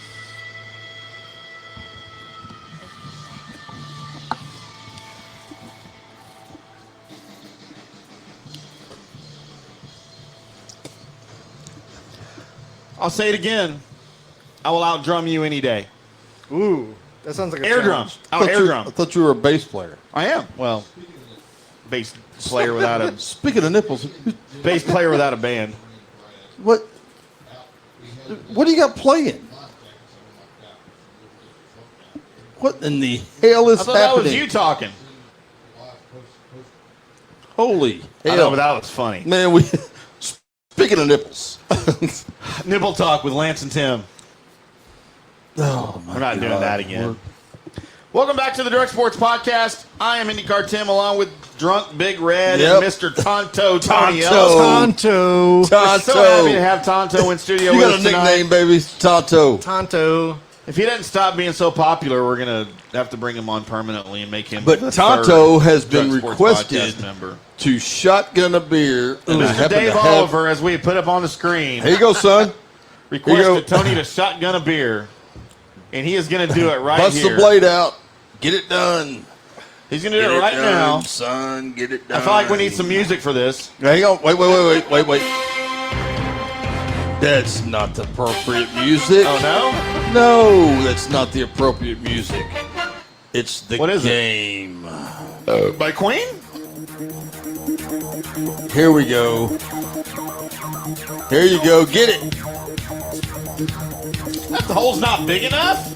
That's what she said. That's what he said. That was a terrible idea. Dave, that was a terrible idea, brother. Thanks, Dave. Is it empty? Yeah, it's empty. It's empty now. Yeah. For the most part. Tonto has as much beer on him as he does inside him. Well, he's had a couple, so. This was your Drunk Sports Podcast shotgun beer music. Everybody loves the game. So getting into AroundTheNFL.com, this is really when we're supposed to be playing Around the NFL music. Well, then we'll just kill this and we'll go on to that. I don't know how this thing works. That worked out pretty damn well. Confused right now. So you guys are familiar with this startup company that builds stuff for computers called Microsoft. I was going to say, yeah. I think I heard of it. I don't know what they do, who they are. I'm just kidding. I have studied and followed Microsoft for years and years and years. And, of course, it was founded by a couple of guys barefoot in high school named Paul Allen and the more well-known Mr. William Gates. Billy. Of course, they went on to bigger and better things. Mr. Paul Allen, they're both from the Seattle area, by the way, even though the Microsoft was founded in New Mexico, the Albuquerque area, and then they moved to California. Microsoft is back up there in the great Northwest. Mr. Paul Allen went on to bigger and better things, became the Seahawks owner. He is being inducted into the Seahawks Ring of Honor after his death back in October 2018. Should he have not been inducted before his death? I mean, I think was he the also owner. well, no. If he's the owner, he's not going to say, "Yeah, induct me." Like that'd be like Jerry going, "Yeah, put me in the Cowboys Ring of Honor right now." That's not going to happen until he's dead, right? Probably. Whatever. Okay. Big Red disagrees. Whatever. Okay. Well, either way, Shut up, Tim. Former Seahawks chairman Paul Allen will be added to the team's Ring of Honor on Thursday, October 3rd, prior to Seattle's game against the Rams. The late owner passed away in October 2018 at the age of 65 due to complications from non-Hodgkin's lymphoma. Allen will be the 12th member, and that's significant Not the 51st. I'll tell you why in a minute. Not the The 51st. 12th member Not the Ring of inducted Fame. into Not the Ring of Fame. Honor. He'll join an elite group of Seahawks greats like Steve Largent, Zim I Zorn, love Steve Largent and Jim Jim Zorn. Zorn. Dave Brown, Zim Pete Zorn? Gross, Kurt Warner, not Bosworth? that Kurt Warner, Jacob Green, Kenny Easley, Dave Craig, Chuck Knox, Cortez Kennedy, and the great Walter Jones. The Seahawks and the 12s are part of what makes Seattle such an exciting city and fantastic No, community. they stole that shit. The community, well, they stole the 12th man. We already know that. They've been ordered Correct. to cease and desist. But when Paul bought the Seahawks, everything that they are right now is what he envisioned. And you know what? Good for him because they were shit when he bought them. The ceremony will commence at 4:50 p.m. Pacific time. Allen's name will be unveiled on the suite level near the stadium. Inside the stadium, Jody Allen will raise the 12th flag to honor her brother. By the way, Paul Allen, not married. Ever? Everything, no, never married. Wow. Everything, his entire fortune that he amassed went to his sister Jody. Not sure if you guys knew that or not. She's single? So now yes. Hey, Mustache ride, right? Hey, how you doing? Hey, Big Red. I've had worse. Don't doubt that, son. Mercer Island Marching Band will perform a Paul Turn Allen the page. tribute at halftime, which will include a mix of his favorite songs. Allen purchased the Seahawks in 1997.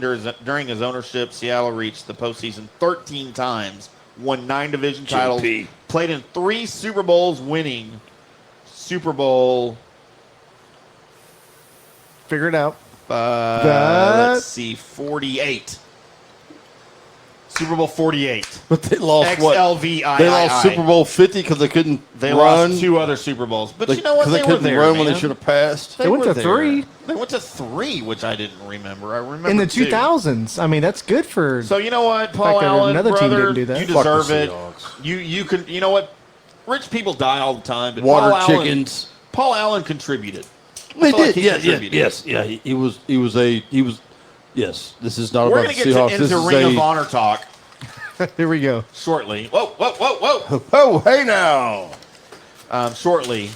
Next. Missed it by that much. All right. Get smart. Didn't think I'd get that, did you? Yep. So you guys saw the hit by Vontaze Burfict, I'm sure, right? This last Yes, weekend? I did. So what?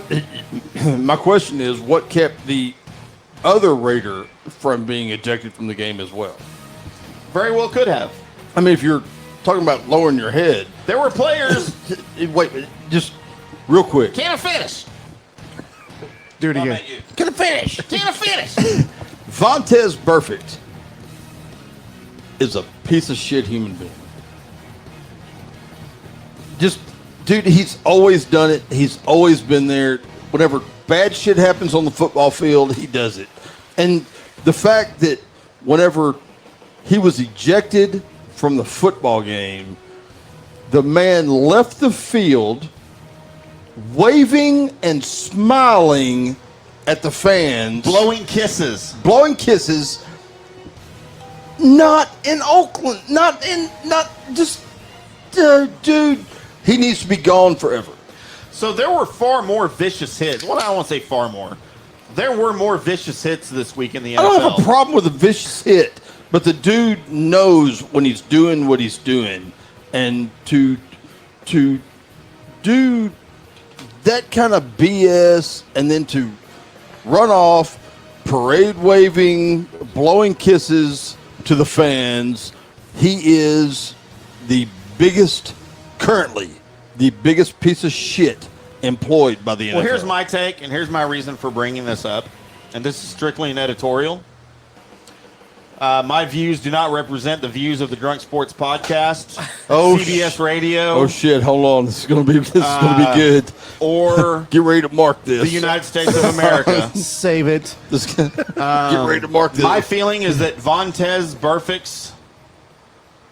Why are you bringing the music down? Because I'm ready to mark this shit real good. Vontaze Burfict's suspension for the entire season is not nearly long enough.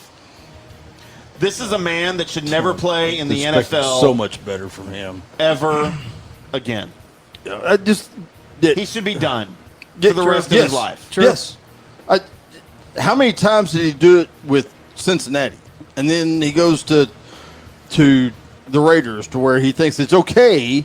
And, I mean, if the Raiders don't get rid of him because of that, because of the repeat offenses, how many more problems can the Raiders have? Like, geez. Mr. Gruden and I. We're going to get into discussion. that here in just a second. In his letter to Burfict informing him of the suspension, John Runyon, who's the NFL Vice President of Football Operations, said, following each of your previous rules violations, you were warned by me and each of the jointly appointed appeals officers that further violations would result in escalated accountability measures. Well, John Runyon, how's that worked out so far? Not good. He's still doing it. He's still doing it. He's still doing it. His letter continued, however, you have continued to flagrantly abuse rules to protect yourself and your opponents from unnecessary risk. Failing to protect yourself and your opponents from unnecessary risk. Runyon went on to say, so why is Burfict still in the league? This is certainly a man that letter sent to his mom? that has no allegiance. Like, There's no allegiance to anybody because he does not care what he does to any team or any organization of where he's at. He continues to do the bullshit that he does, and he needs to be gone.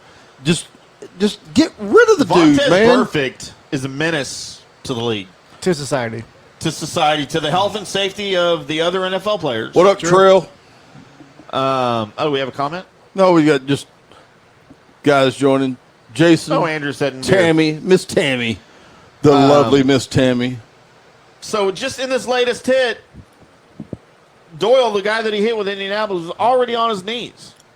He was falling to the ground. And two Raiders could have held up. He could have jumped to the side. Not just Burfict. Two Raiders He had lowered plenty their of heads, opportunity. went head to head with him. Burfict has shown no interest or ability in altering his style of play. Fuck 'em all. It's doubtful that this latest punishment will change that.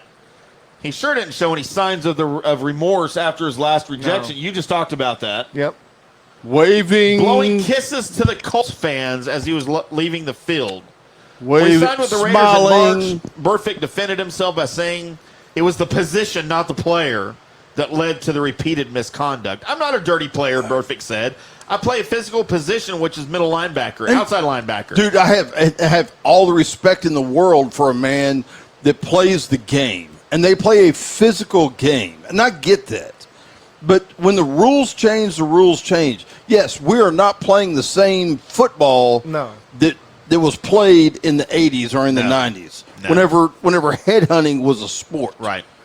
That the game has changed. And I'm not talking about the pussification of America like I do sometimes. But, dude, that's a good word. Say that again. Pussification of America. The pussification of America. Perfect. And Perfect. the pussification of America does continue, and it does on a very heavy extent. But whenever the same rules are broken over and over and over again for the same stupid shit, and then you have the balls, the audacity to leave the field waving at the home field fans. Like you didn't give a shit. Like you don't care, dude. Because he doesn't. That son of a bitch needs to be gone for good.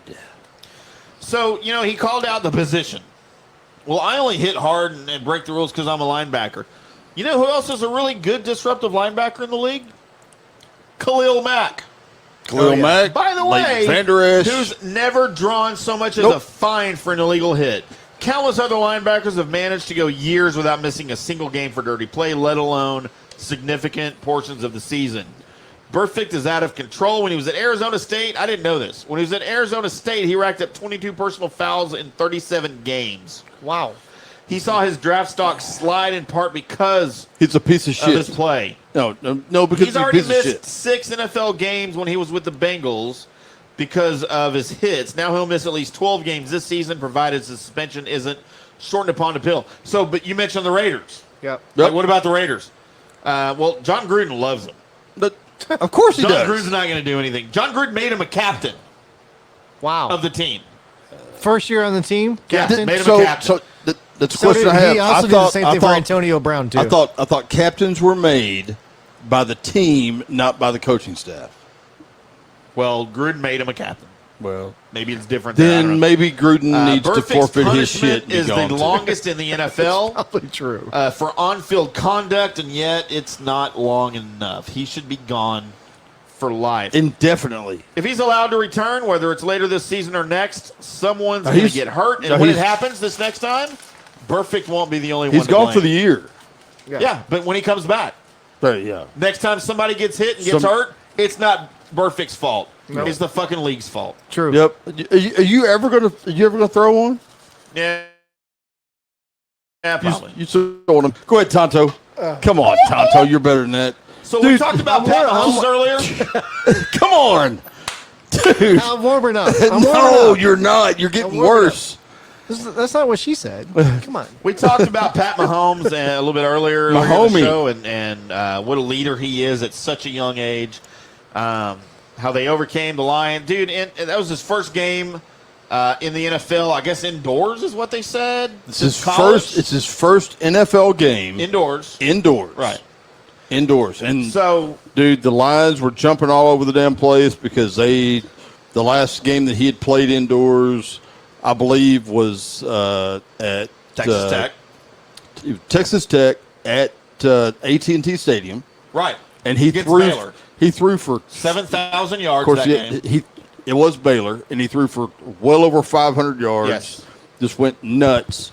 And yeah, I jumped on that bandwagon, and So audio I'm came still out. paying the price. Audio came out Still of being Mahomes on the sidelines. Of course, they were trailing in that game. It was a back and forth game. It was a great game. I watched that game. It was great. Great football. Audio came out on Twitter recently from the Chiefs' Twitter account and numerous other media outlets out of Kansas City.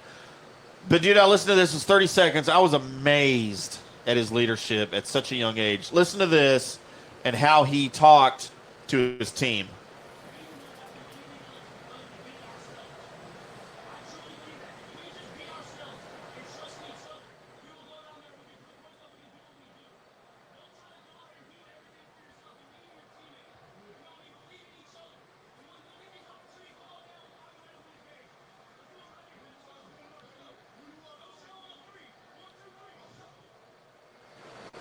Dude, and if you could see his face, I don't know if y'all watched the video on my laptop. Just if you look at his face, we already talked to you, Pat. If you could see his face during that speech, dude, he was looking every single player in the eye. He is 100% committed to what he's saying, and I'm telling you, that comes from Daddy Pat. That comes from Daddy Pat. That commitment, that wanting to be the man in charge whenever you take the field and wanting the ball. Right. I mean, that it comes from that. And that dude, he is, man, we have only seen the tip of the iceberg from what that kid is gonna do.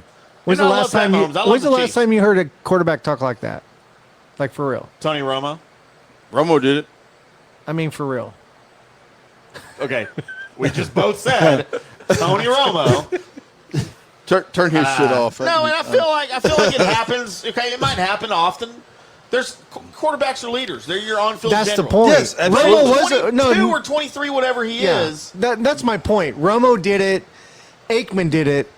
And those are the guys. No. Aikman never did that. He never did that? No. Are you sure? Yes. Well, we don't know that. Oh, I we do. Don't, you don't. He was you right weren't there. He was right there. I was there all You the weren't time. there. He was a water guy. You know what? Aikman might have given pep talks to his dude. He never did that. That is not his personality. That was not his style. Nothing against Aikman. He's a great guy and he's funny now on Twitter. I love him, but he never did that. He never went to his But you offense. see Brady do that, right? Yeah, but Brady's an idiot though. But that's the point. A lot of these quarterbacks in the league don't do that. Not at 23 years old either. Certainly not at 23. So that's But huge. I You have seen Dak do that a few times. Yes, Dak will do that. I would be. Yeah. And his team respects him. Yeah. As a Dak doubter, And you are. I was, I still am. Fuck Dak. but I can see him saying something like that, Yeah. because I mean he needs to rally the troops, and me. you know, what? It's enough. Is that what Dak's saying? Yeah. Yeah. To Zeke. In the huddle. Fuck me. Zeke, eat me. Eat me. Feed Eat me. He doesn't say eat me. Oh, he says feed me. Oh, there you go. Right up Dak's alley. Hey now. Hey now. My right nipple. So, yes, no, I thought that was significant. Pat Mahomes, dude, what a freaking leader. And how lucky are the Chiefs to have him there. And Andy Reid, he fits right in with Andy Reid's philosophy. McNabb. He's just like McNabb. He's way better Well, than McNabb. he's better, but McNabb couldn't carry his same type of player. Yeah, same type of player. Sean McDermott escorted Bill Belichick's son off the field during pregame warm-ups for Bills Patriots. Yes. Sean McDermott took issue with how long two Patriots staffers were on the field during pregame warm-ups prior to Buffalo's home game against the Patriots on Sunday. The Bills head coach, noticing two New England assistants still on the sideline after the majority of the Patriots had already gone into the locker room, personally escorted the lingering staffers off the field. One of the assistants McDermott spoke to was the son of Patriots head coach Bill Belichick. It's like a head job. What the hell? Did they just get caught cheating again? Yeah. Did he have a camera hidden somewhere? He probably had like a lapel camera. Yeah. Or a hat camera. Yeah. I gotta get one of those to look up chicks' skirts all the time. GoPro. One of those GoPros. You gonna go, Tim? You gonna Go, Tim. You gonna lay on the floor? Dallas Cowboys injury update going into this week. Are they all hurt? No. Everyone's hurt. No, of course, Jerry commented on Tyron Smith, his ankle. Hopefully he's not out too long. Jason Garrett confirmed during press conference yesterday. The brother. Initial that is his brother. Tests on Smith's ankle were favorable. He's considered week to week. Others out for week 5. Michael Gallup is still out. He may be back. Here goes my wife. Next week, Antoine Woods is out, and Luke Gifford is still out. So we will not have those Gallup players. that's a big loss for y'all. Like, for real. Well, it was against the Saints, clearly. Well, it's going to be for the Packers, too. He's not going to play against the Packers. Power rankings after week 4. I have 3 sources for power rankings, and I have issues with every single one of them. Redskins 31? I only went top 5. Sorry. So the Redskins were not there. We didn't quite drop that far, dude. ESPN had New England 1, Kansas City 2. Start at the bottom. Here's where it gets sketchy. The Saints at number 3. Well, they did beat you. Rams at number 4. Cowboys at number 5. So the Saints are not the 3rd best team in the league. But they beat you. Dallas. But and that was a matchup issue. Vegas odd makers still have the Cowboys at number 3. CBS Power Rankings had the Patriots 1, Chiefs 2, 49ers 3rd. Ooh. Wow. Anybody disagree with that? Raise both of your hands. Yeah. Yeah. Bring your dingling out and wave it in front of the camera. Like you just don't care. Wave it like you just don't care. The 49ers 3rd, Saints 4th, Cowboys 5th. There's the prettiest So I guess what they're seen. saying is there is no Breeze is going to be back, so therefore the Saints are better. There is no universe in which I would put the 49ers and the Saints ahead of the Cowboys. NFL.com had the Patriots 1, Chiefs 2, Saints 3 again, Cowboys 4, and bringing up number 5, the Bears. Ooh. They have the Bears. Really? Without Mitchell Trubisky. But hey, Trubisky? Who's playing for him?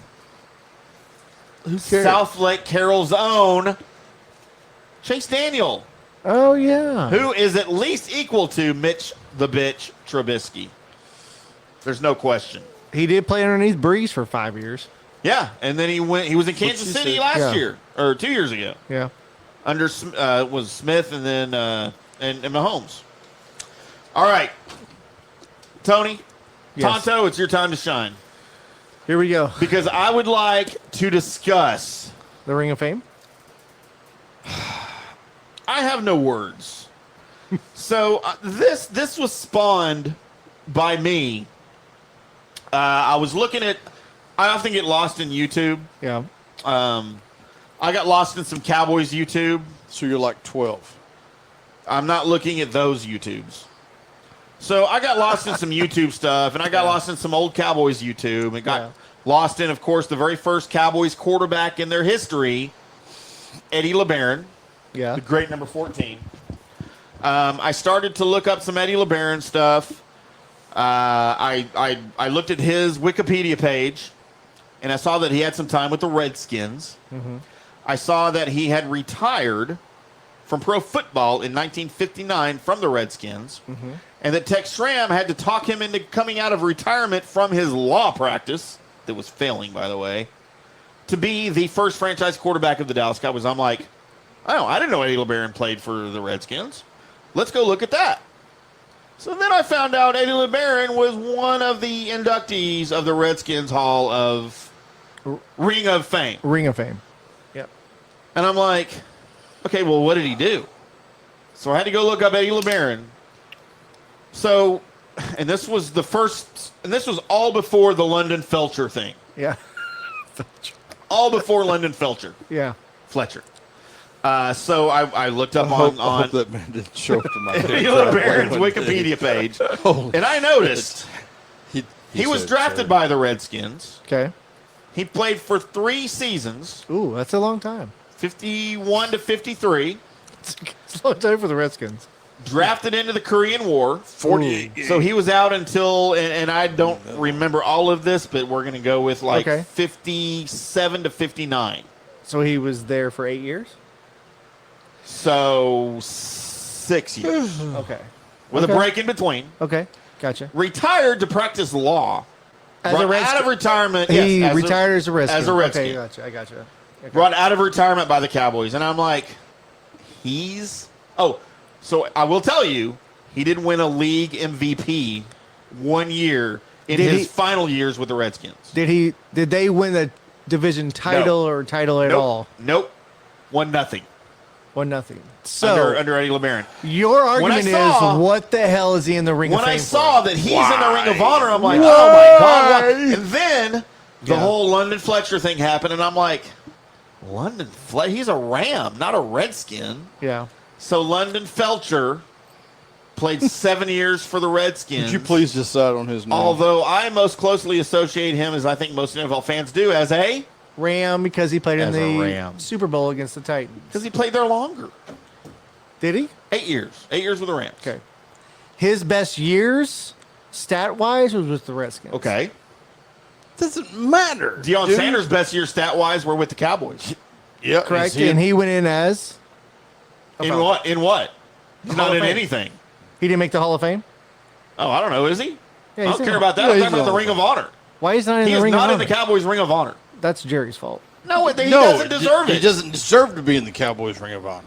All right, so So I know where I this is present going. to Let's you- go ahead. I know where you're going. the now 50 members of the Redskins, 50. London Fletcher was number 50. But they were, how long have they been around? 85 years? 35. They have not been around for 35 No, years. no, 1935. Okay, so Jesus Christ. I might be wrong on that. That's They've been around a long time. I get it. 85 years. I get it. Okay. But show me something. Okay. So let's go over. We're not going to go over each member. Yeah, because I don't know that's half a whole those. show. I don't know half those. No. Okay. Let's- First, okay. George Allen is in. Yes, true. I absolutely. get it. No problem with George Allen. Nope. No problem. Cliff Battles, 4 years Yeah. in the 4 30s. whole years. In the 30s as a running back. Yeah. We don't have stats. Hi, Stacy. Hi, lady. Sammy Baugh. Yes. Hell yeah. Yeah. But look, he was in there for 15 years. He played from 37 to 1991. I don't have a problem with. I don't have a Sammy problem Baugh with Sammy Baugh. played quarterback from 1937 to 1991. Yeah, Don't have a when problem they with won Sammy the Baugh. Super Bowl. No. Jeff Bostic. Yes, I get it. 13 years. He was the best center in the league for a number of years. Yeah. Okay, and we're going to go down. I'm not going to, again, we're not going to ever, but dude, there are a number of players. Gene Brito was there for 3 years. So your argument is Larry Brown, Not Dave not. Butts. God damn it. There we go. Dude, I was fixing to. Jack Kent Cook, yes, by all means. Bill Dudley, 3 years. Wayne Curry, he was an executive with the county. He didn't even work for the team. He worked for the county. He delivered coffee like no other. London Felcher. No, Dude, but, it's you know, weird. Joe Gibbs, yes, whatever. Daryl Green, Joe Gibbs, yes. Daryl Green, yes. Russ Grimm, Yes, I get it. Chris Hamburger, nope. Don't he was there a know. long time. He did nothing. Ken Harvey, Yes. Lynn House. Ken Harvey actually played pretty well during that time frame. 4 years. 4 years. How do you? He was an All-Pro all 4 Sam years. Huff, Joe Jacoby, yes. Sonny Jurgensen, yes. Billy Kilmer, yes. look, Vince Eddie, Lombardi. here we are, Eddie LeBaron. Vince 1955 Lombardi. Wait. to Time out. 19 Vince Time Lombardi out. didn't do shit as a head coach for Time them. out. Time out. Is he really there? Time I out. didn't see Yes. that. Vince Lombardi, head coach, 1969 To 1971 when he died. No. Oh, he was only there 1 year. That's 1 right, he year. died. 1 year. Because they realized, hey, if this Super Bowl trophies after Lombardi, I we have to put realize this guy in our Hall of Fame. I realize the greatness of Vince Lombardi. I do. But not you with do the not Redskins. put him in Not your with the ring of Redskins. fame. You do not put him in your ring of fame for 1 year. Although he did die while he was employed by the team. Dexter Manley So Dexter Manley snorted more cocaine than any Let's human talk about ever. Michael Irvin before we go down that road. Dexter Manley, 1981 to 1989, snorted more cocaine than any human being ever. Dexter Manley during played that there time. before he came to Dallas. I was unaware of that. Dexter, man. Dude, he was very... Oh, I'm thinking of somebody else. I'm thinking of Gardner Minshew. Okay.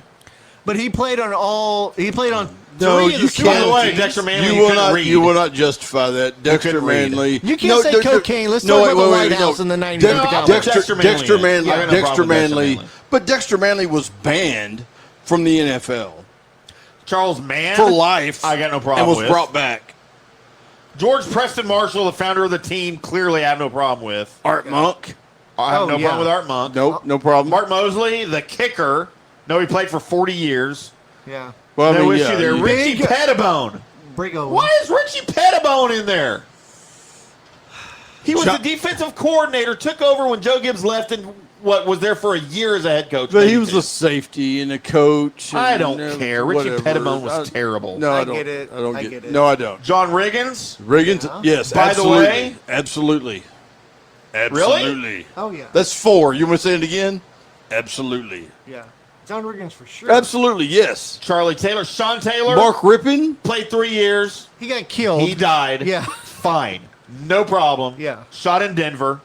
Joe Theismann. No, of course, I don't have a problem with him. Bubba Tyler. I have Whatever, no that's a idea. trainer. They can do whatever they want. Doug Williams. Yeah. Doug Williams. What the fuck with Doug Williams? He played 3 years. He won a Super Bowl. I don't give a fuck. He played 3 years. Still, yeah. He won a Super Bowl. I mean, what did Romo do? 3 years. Romo's not in the Ring of Honor. Exactly, because he never won a Super Bowl. And he's not going to be. Hi, Stacey. Exactly. He never won a Super Bowl. I'm about to go off on a John Daniels rant. No. No, Not you yet. can't. I can't, dude. I can't afford London another one of Fletcher. those. So you think I can't get fired from my own house again. Doug Williams deserves to be in the Ring of Fame simply on 1 Super Bowl win? Why not? Yeah. Okay. If that's what the Redskins use as their criteria, that's Dude, fine. we're desperate, bro. We're desperate.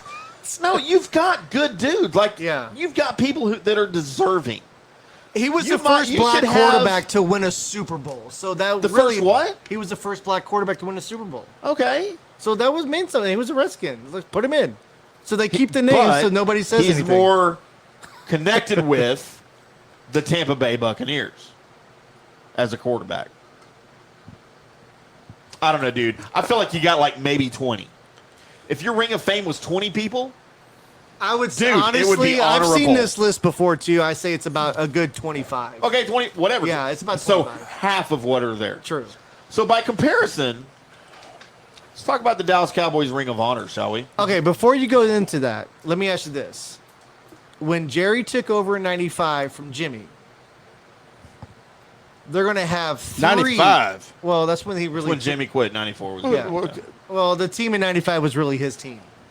So they're Well, going to Jerry have... on the took over field, from not Jimmy. executive, not Correct. Okay. They're going to have 3 Hall of Famers since 95 on that team. Oh, there's Since- more. No. Yeah. Name me more than 3 Are Hall you of saying Famers. Emmett, Troy, and No, I'm not talking about that. Since 95.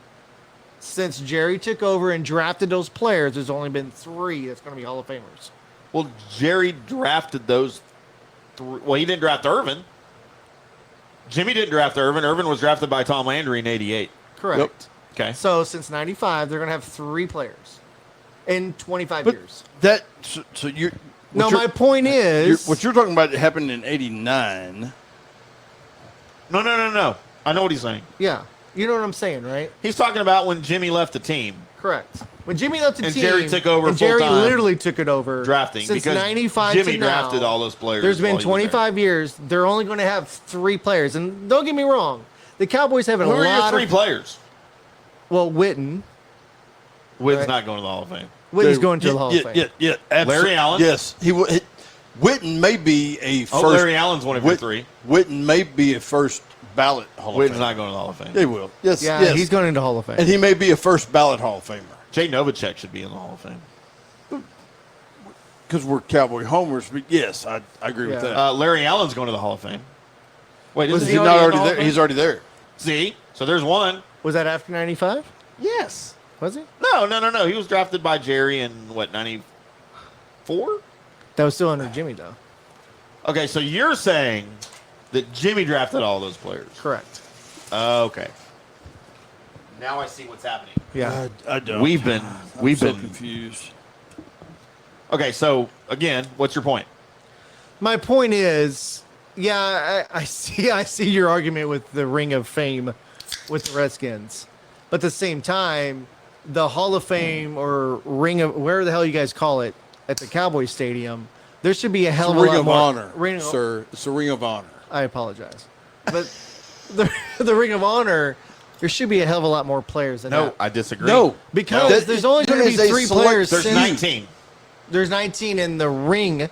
Give it to us. in the Ring of Honor. Give it to, By the give way, it to me, it Tim. took the Give it to me, team Tim. Push. 15 years to put one player in. Our buddy, our friend, the Cowboys' very first draft pick ever, Mr. Cowboy. Yes, absolutely. Bob Lilly was the first inductee into the Cowboys Ring of Honor in 1975. He retired in what, 72, 73?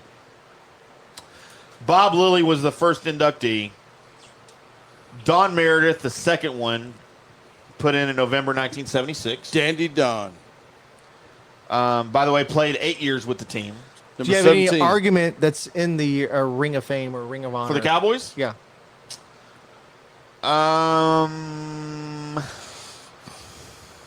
Well, I don't know who this Tom Landry idiot is. He never played for the Cowboys. I don't know who this Tom Landry fucker is, but he does. No, I mean, he's all right.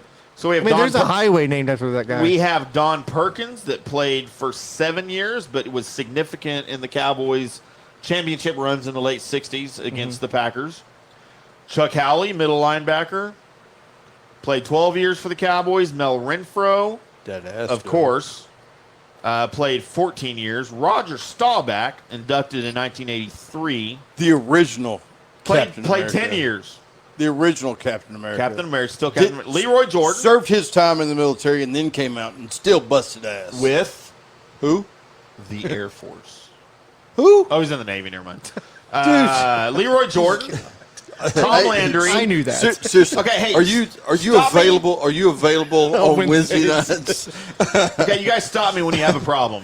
Bob Lilly, Don Meredith, Don Perkins, Chuck Howley, Mel Renfro, Roger Staubach, Leroy Jordan, Tom Landry, Tony Dorsett, Randy White, Bob The Hayes, Mansker.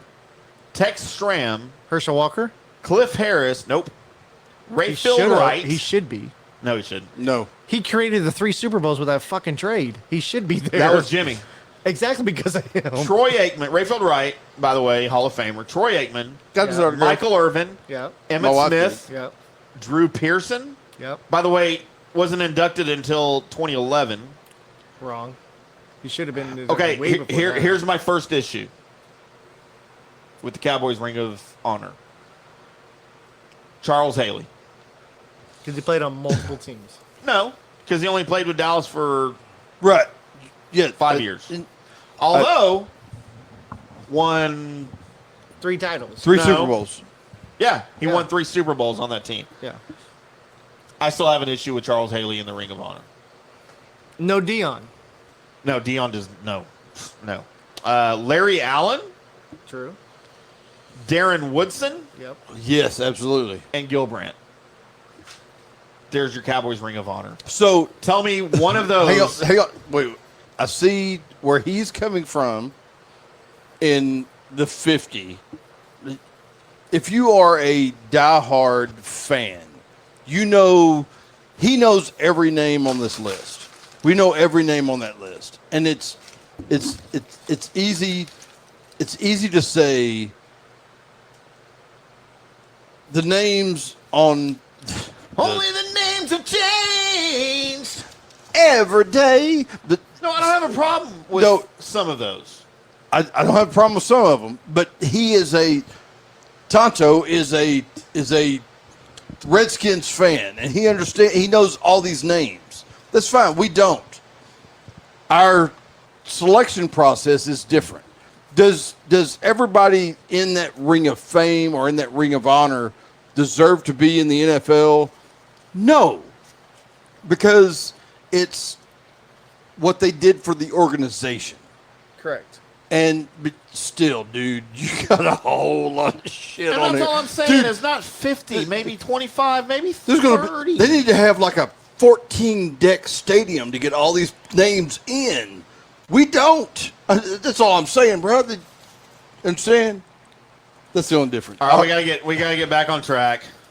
I just wanted to make fun of the Washington Redskins while Tony was here. No, let's go. Because I don't get a chance to do it very often. We love Tony Tonto. All right, so let's get to our picks. Man, I'll tell you, I have had some of the best sports conversations under the influence. No offense, Big Red, but with Mr. Tony Tonto Ellis. Offense taken. At the bars. Offense taken.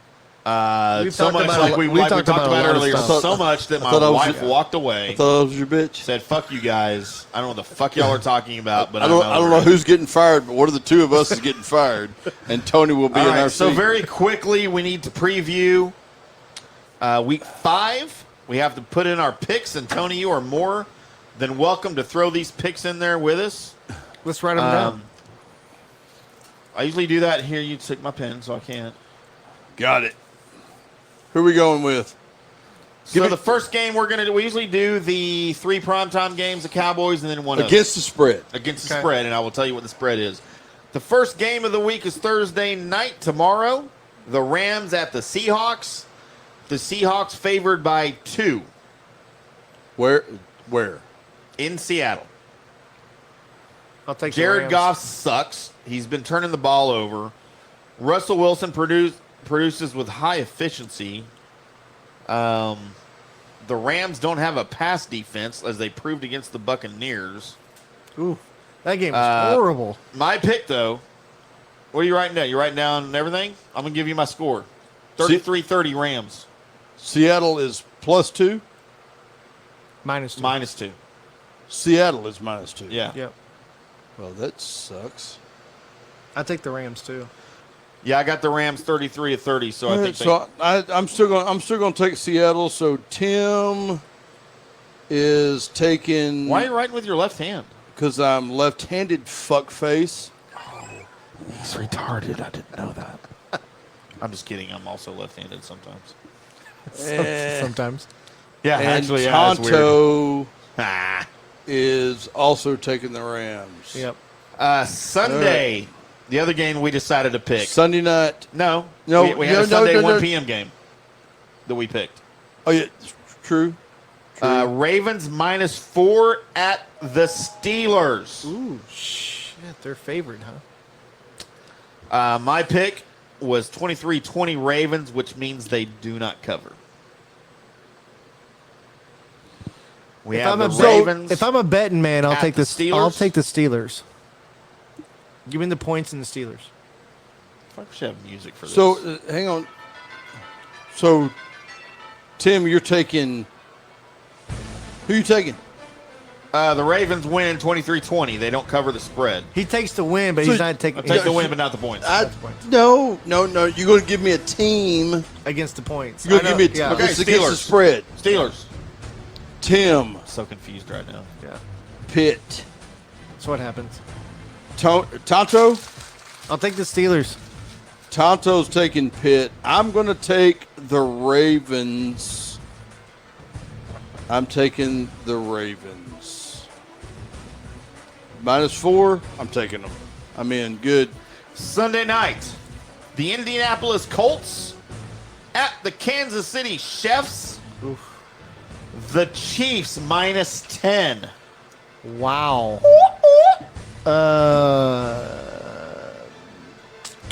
Colts are 2-2, but they should be 4-0. Should be. But Jacoby Brissett sucks. He's better than nobody. Don't let him talk you into anything. Go ahead. Go ahead. I'm taking the Colts. Tonto is taking the Colts and 10. Yeah, I'm taking the Chiefs to win 34-24, so they don't cover it. 10. Oh, I'm sorry, 10.5. My bad, 10.5. I'm still taking the Colts. Yeah. So I got the Chiefs winning by 10, but they don't cover, so Colts. You just make this so complicated. No, Why I'm don't picking you the just Colts tell to me? win, but not cover. The Chiefs to win, but not cover. He's picking winners and the spread at the same time. I will give you. I'm giving my points because. Then I'm going to go the other way. He's making this like a buffet. All you I can do. am taking the Chiefs. Give me your some. Monday night game. I'm gonna go opposite his ass. The Cleveland Browns will visit Santa Ana, California. I think that's what it's called. Francisco. Well, they're not playing San Francisco anymore. Oh, what are they playing? That new stadium, Levi Stadium's like way down in San Jose shit. Oh. Browns at the Niners. The Niners are -3.5. I have the Niners winning 27-20, and they will cover. Give me the Niners. Why is that hard for you? It's not. Just tell me who you think is going to win and cover. I just did. What's the spread? 3.5. 3.5. And the home San team Francisco, always, 3.5. Home team always gets 3. Always. I'll take the Browns. Fuck it. Take the Browns. Tonto takes the You haven't told us who Brownies. you're taking in all of this. He's just I'm writing it fixing down. to. He's just writing it down. Big Red is taking the Brownies and getting 3.5. Game of the week. Sunday, 3:25. The fifth game. Central Time. Cowboys, Packers. Your Dallas Cowboys hosting the Green Bay Fudge Packers. Are they Arnie. hosting or are they going to Green Bay? It's here. Oh. Of course it is. Go ahead. The Green Bay Fudge Packers with the biggest fudge packer of all time, Aaron Rodgers. The Acme Packers. Still, you want to go back into this? If we had Aaron Rodgers. Still believe that. If we had Aaron Rodgers. Still believe that. No, really, I don't now, because if the offense continues to be called the way it was called last week, it doesn't fucking matter who's the quarterback. Okay, let's share. What are we talking about? Oh, you're talking about the draft pick, aren't No. Lance told me a number of weeks ago, if Aaron Rodgers played for the Cowboys with this existing team and coaching staff for 2 years. For 2 years, we would win 2 Super Bowls. No, I said we would win You one. said multiple Super Bowls. I said it was 3. It was multiple. 3 years. If it was multiple. 2 3 Super Bowls. years, multiple Super Bowls. If Aaron Rodgers was on this existing Cowboys team with this existing coaching staff, before Kellen Moore, by the way, this was under Linehan. So we won't go there. I won't say that. I would say they would win the division 3 years in a row and go far in the playoffs. They would never make it to the Super Bowl. Yeah, I don't agree there. So Garrett would never get you there. I'm going to punch you in the At fucking the Cowboys, the Cowboys -3.5. Home team gets 3. Give me. Don't give me a fucking score. 23-20 Cowboys. So give me the Packers with the point. Oh, with the points. you're an asshole. Cowboys won't cover. I'll tell you what. Cowboys will cover. Tim is taking Green Bay. Yep. Tonto. I'm taking the Cowgirls. Shut your fucking mouth. Don't ever call them that again. Tonto is taking Dallas. And Big Red. Let's talk about my game with the Redskins Patriots. How big are the Patriots going to win? Dallas -3.5. My boy Arnie is coming in from Arizona. We're gonna have some ribs. So do we have the Redskins game? Hey, we're gonna have some ribs. Patriots are favored by 21 against the Redskins. Dude, it's stupid. It's stupid money. I feel like I need to, like really, like I'm a Pentecost or something. I need to whip myself for listening to this shit. Are we done? Can we go on something else? No, let's do the Redskins for Tonto. Redskins. What? I don't know what this. Look it I up. thought you just said. No, they're favored by. I don't know exactly. What it is. Okay, I will take the under on the hell of a lot. The under. Hang on, just hey. So let's. How bad? Do 50 on the. I know. So I mean, 30 out of the 50. But I do understand from a Redskins fan when you know the hard deserve to be there, but if you know that's so much about the league. That's the difference. That's why that's why I was asking you. There's going to be 3 Hall of Famers in the last 25 years for the Cowboys, but there's been a hell of a lot of players play for the Cowboys over the last 25 years. There's going to be more players in the Ring of Fame or Ring of Honor, where the hell you call it. So Ring of Honor. Like Romo's going to be there. I guarantee he's going to be there because he slept with Jerry. I mean, he will not be a first ballot Hall of Famer. He's not making a Hall of Fame, but he's going to make the Ring of Honor. Who's the Redskins playing this week? Patriots. At the Patriots. Really? Yes. Come on, we got dead air. You weren't talking right now. No, I just added some more music. Bears, I think Vikings, you're Giants. tired. Here we go. Patriots. Yeah. -15 at the Redskins. Told 15. You. That's a lot in NFL. Sunday at noon here in Dallas. It's like Alabama beating Louisiana Tech for like 30. No, that would be. Yeah, give me the Patriots to cover. Pat's for 15. Yep. I'll take the Patriots too. So we're $1 million. We are all at Pats. We're all the Pats. going to put our money on the Pats. I'm giving $1 million. $1 million. Come on, Timmy. What's up next? That's it. Are we done? Hang on. We could get into ranking the 8 first-year head coaches. No, we're not going to do that. We don't have to do that now. And our show was an hour and a half. It's awesome. No, it was not an hour and a half.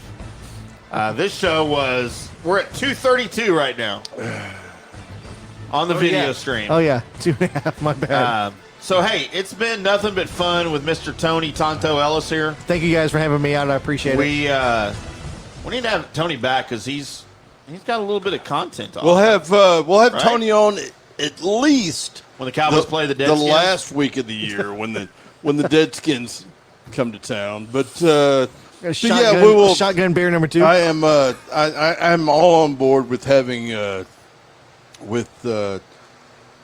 Tonto being back.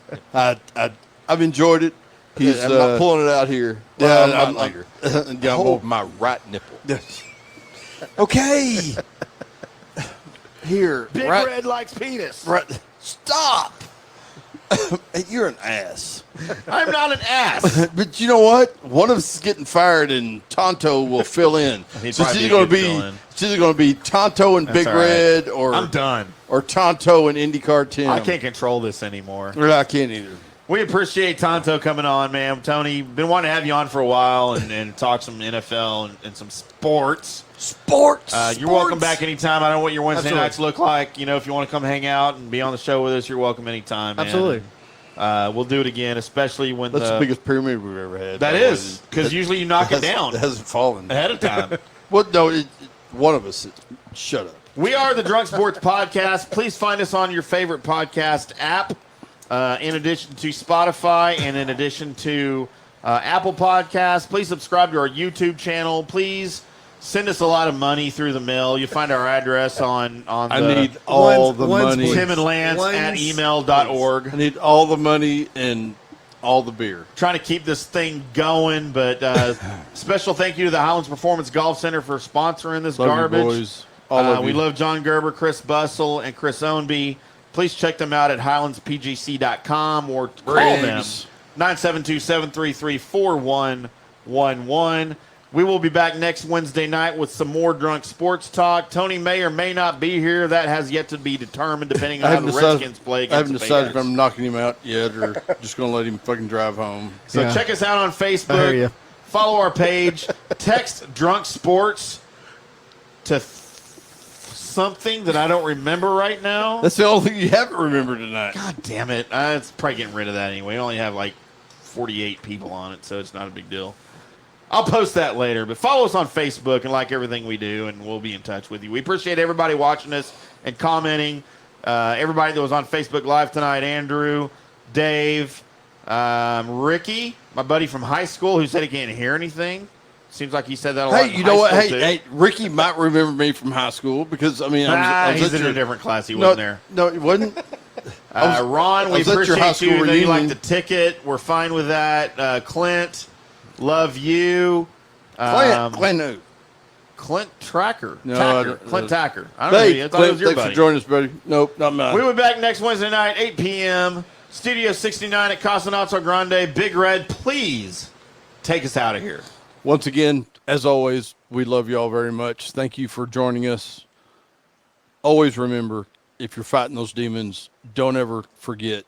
Call us, look us up. I will talk to you anytime, day or night. We love you. Thank you so much for joining us. Like, share, everything. Thank you. Good night.